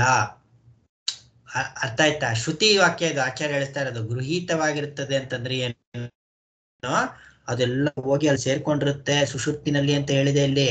ಅದಿಲ್ಲ ಅಂತ ಹೇಳಿಲ್ಲ. ಆದ್ರೆ ಆಚಾರ್ಯ ಹೇಳ್ತಾ ಇರೋದೇನೋ ಅದು ಅವಿದ್ಯಾ ಕಲ್ಪಿತ ಅಷ್ಟೇ ಅಂತ. ಇವಾಗ ಏನಾದ್ರೂ ಹೊರಗಡೆನ ವಾತಾವರಣವು ಐಸ್ ಆಗಿರ್ಬೇಕಾದ್ರೆ ಗಟ್ಟಿಯಾಗಿತ್ತಲ್ಲ, ಇವಾಗ ಅದನ್ನ ಉಳಿಸ್ಕೊಂಡು ನೀರ್ಗೆ ಹೋಗಕ್ ಸಾಧ್ಯನಾ? ಅದು ಆ ಒಂದು ಕ್ಲೈಮೆಟಿಕ್ ಕಂಡೀಷನ್ ಉಳಿಸ್ಕೊಂಡು ನೀರಲ್ಲಿ ಅಡಗಿಸ್ಕೊಳುತ್ತಾ ಅದೇನಾದ್ರು? ಇಲ್ಲ ಅಲ್ವಾ? ಹಾಗೆ ಆಚಾರ್ಯ ಅಭಿಪ್ರಾಯ ಅದು. ಆದ್ರೆ ಅವನು ಮುಂದೆ ಏನ್ ಹೇಳ್ತಾನೆ ಗೊತ್ತಾ, ಇಲ್ಲಿ ಗೃಹೀತವಾಗಿರುತ್ತದೆ ಅಂತ ಹೇಳಿದೆಯೇ ಹೊರತು ಅದಿಲ್ಲ ಅಂತ ಹೇಳಿಲ್ಲ. ವಿಜ್ಞಾನಮಯನ ಉಪನಿಷತ್ತಿದು ಅಂತ ಶುರು ಮಾಡ್ತಾನಲ್ಲಿ. ಅರ್ಥ ಆಯ್ತಾ? ಅಂದ್ರೆ ನಮ್ಮ ಮನಸ್ಸು ಹಿಂಗೆ ಹೇಳುತ್ತೆ ಅದು. ಅರ್ಥ ಮಾಡ್ಕೊಳ್ಳಿ. ನಾವು ಇದನ್ನ ಮನನ ಮಾಡಕ್ ಶುರು ಮಾಡಿದವಾಗ ಯಾರನ್ನಾದ್ರೂ ಬೇರೆಯವ್ರನ್ನ ಕೇಳಿ, ಇವಾಗ ಆ ಅವಸ್ಥೆ ಹತ್ರ ಗೊತ್ತಿಲ್ದಾರವ್ರನ್ನ ಕೇಳಿ. ನಿದ್ರೆನಲ್ಲಿ ಏನು ಗೊತ್ತಾಗಲ್ವೇನಪ್ಪ ಅಂದ್ರೆ ನನ್ನ ಅಸ್ತಿತ್ವ ಅನ್ನೋದು ಇರಲ್ವೇನಪ್ಪ, ಜೀವ ಅನ್ನೋದು ಇರಲ್ವ, ಅವಾಗ ಪ್ರಜ್ಞೆ ಇರಲ್ಲ ಅಂತ ಹೇಳ್ತಾರೆ ಅಷ್ಟೇ. ಅವರು ಪ್ರಜ್ಞೆ ಗೊತ್ತಾಗಲ್ಲ ಅಷ್ಟೇ ಅಂತ ಹೇಳಿ ಏನೋ ಒಂದು ಉತ್ತರ ಕೊಡ್ತಾರೆ. ಅಂದ್ರೆ ಏನು, ಈ ಜೀವತ್ವ ಅಲ್ಲಿ ಇರುತ್ತೆ ಅಂತಾನೆ ಒಪ್ಕೊಳ್ಳೋಂಥದ್ದು. ನಮ್ಮ ಸ್ಥಿತಿನೂ ಹಾಗೆ ಇರುತ್ತೆ. ಅರ್ಥ ಆಯ್ತಾ? ಅಂದ್ರೆ ಇದನ್ನ ಸ್ವಲ್ಪ ನೆನ್ಪಿಡ್ಕೊಂಡ್ರೆ ಮುಂದಕ್ಕೆ ಅರ್ಥ ಆಗುತ್ತೆ. ಅರ್ಥ ಮಾಡ್ಕೊಳ್ಬೇಕಾದ್ರೆ ಆಚಾರ್ಯ ಏನ್ ಹೇಳ್ತಾರೆ ಇಲ್ಲಿ ಸದ್ಯಕ್ಕಿಲ್ಲ, ಅರ್ಥ ಮಾಡ್ಕೊಳ್ಬೇಕು. ತನ್ನ ಸ್ವರೂಪದಲ್ಲೇ ಇರ್ತಾನೆ, ಎಳ್ಕೊಂಡ್ಬಿಟ್ಟಿರ್ತಾನೆ. ಅಂದ್ರೆ ಏನು, ಎಳ್ಕೊಂಡ್ಬಿಟ್ಟಿರ್ತಾನೆ ಅಂತಂದ್ರೆ ಅದನ್ನೆಲ್ಲ ಎಳ್ಕೊಂಡ್ಬಿಟ್ಟಿರ್ತಾನೆ ಅಂತಲ್ಲ, ಅದನ್ನೆಲ್ಲ ಅದೆಲ್ಲಾರು ಬಿಟ್ಟು ತನ್ನ ಸ್ವಭಾವದಲ್ಲೇ ಇರ್ತಾನೆ ಅಂತ ಅರ್ಥ ಇದುವರೆಗೂ ಬಂದಿದ್ದು. ಇನ್ನು ಮುಂದೆ ಸ್ವಪ್ನವನ್ನ ತಗೊಳ್ತಾರೆ. ಯಾಕೆ ಸ್ವಪ್ನವನ್ನ ತಗೊಳ್ತಾರೆ ಅದನ್ನ ಓಂ ನಮೋ ಬ್ರಹ್ಮಾದಿಭ್ಯೋ ಬ್ರಹ್ಮ ವಿದ್ಯಾ ಸಂಪ್ರದಾಯ ಕರ್ತೃಭ್ಯೋ ಓಂ ಷರ್ಷಿಭ್ಯೋ ನಮೋ ಗುರುಭ್ಯಃ. ಓಂ ಶಾಂತಿ ಶಾಂತಿ ಶಾಂತಿ. ಹರಿ ಓಂ ತತ್ಸತ್ ಶ್ರೀ ಕೃಷ್ಣಾರ್ಪಣಮಸ್ತು.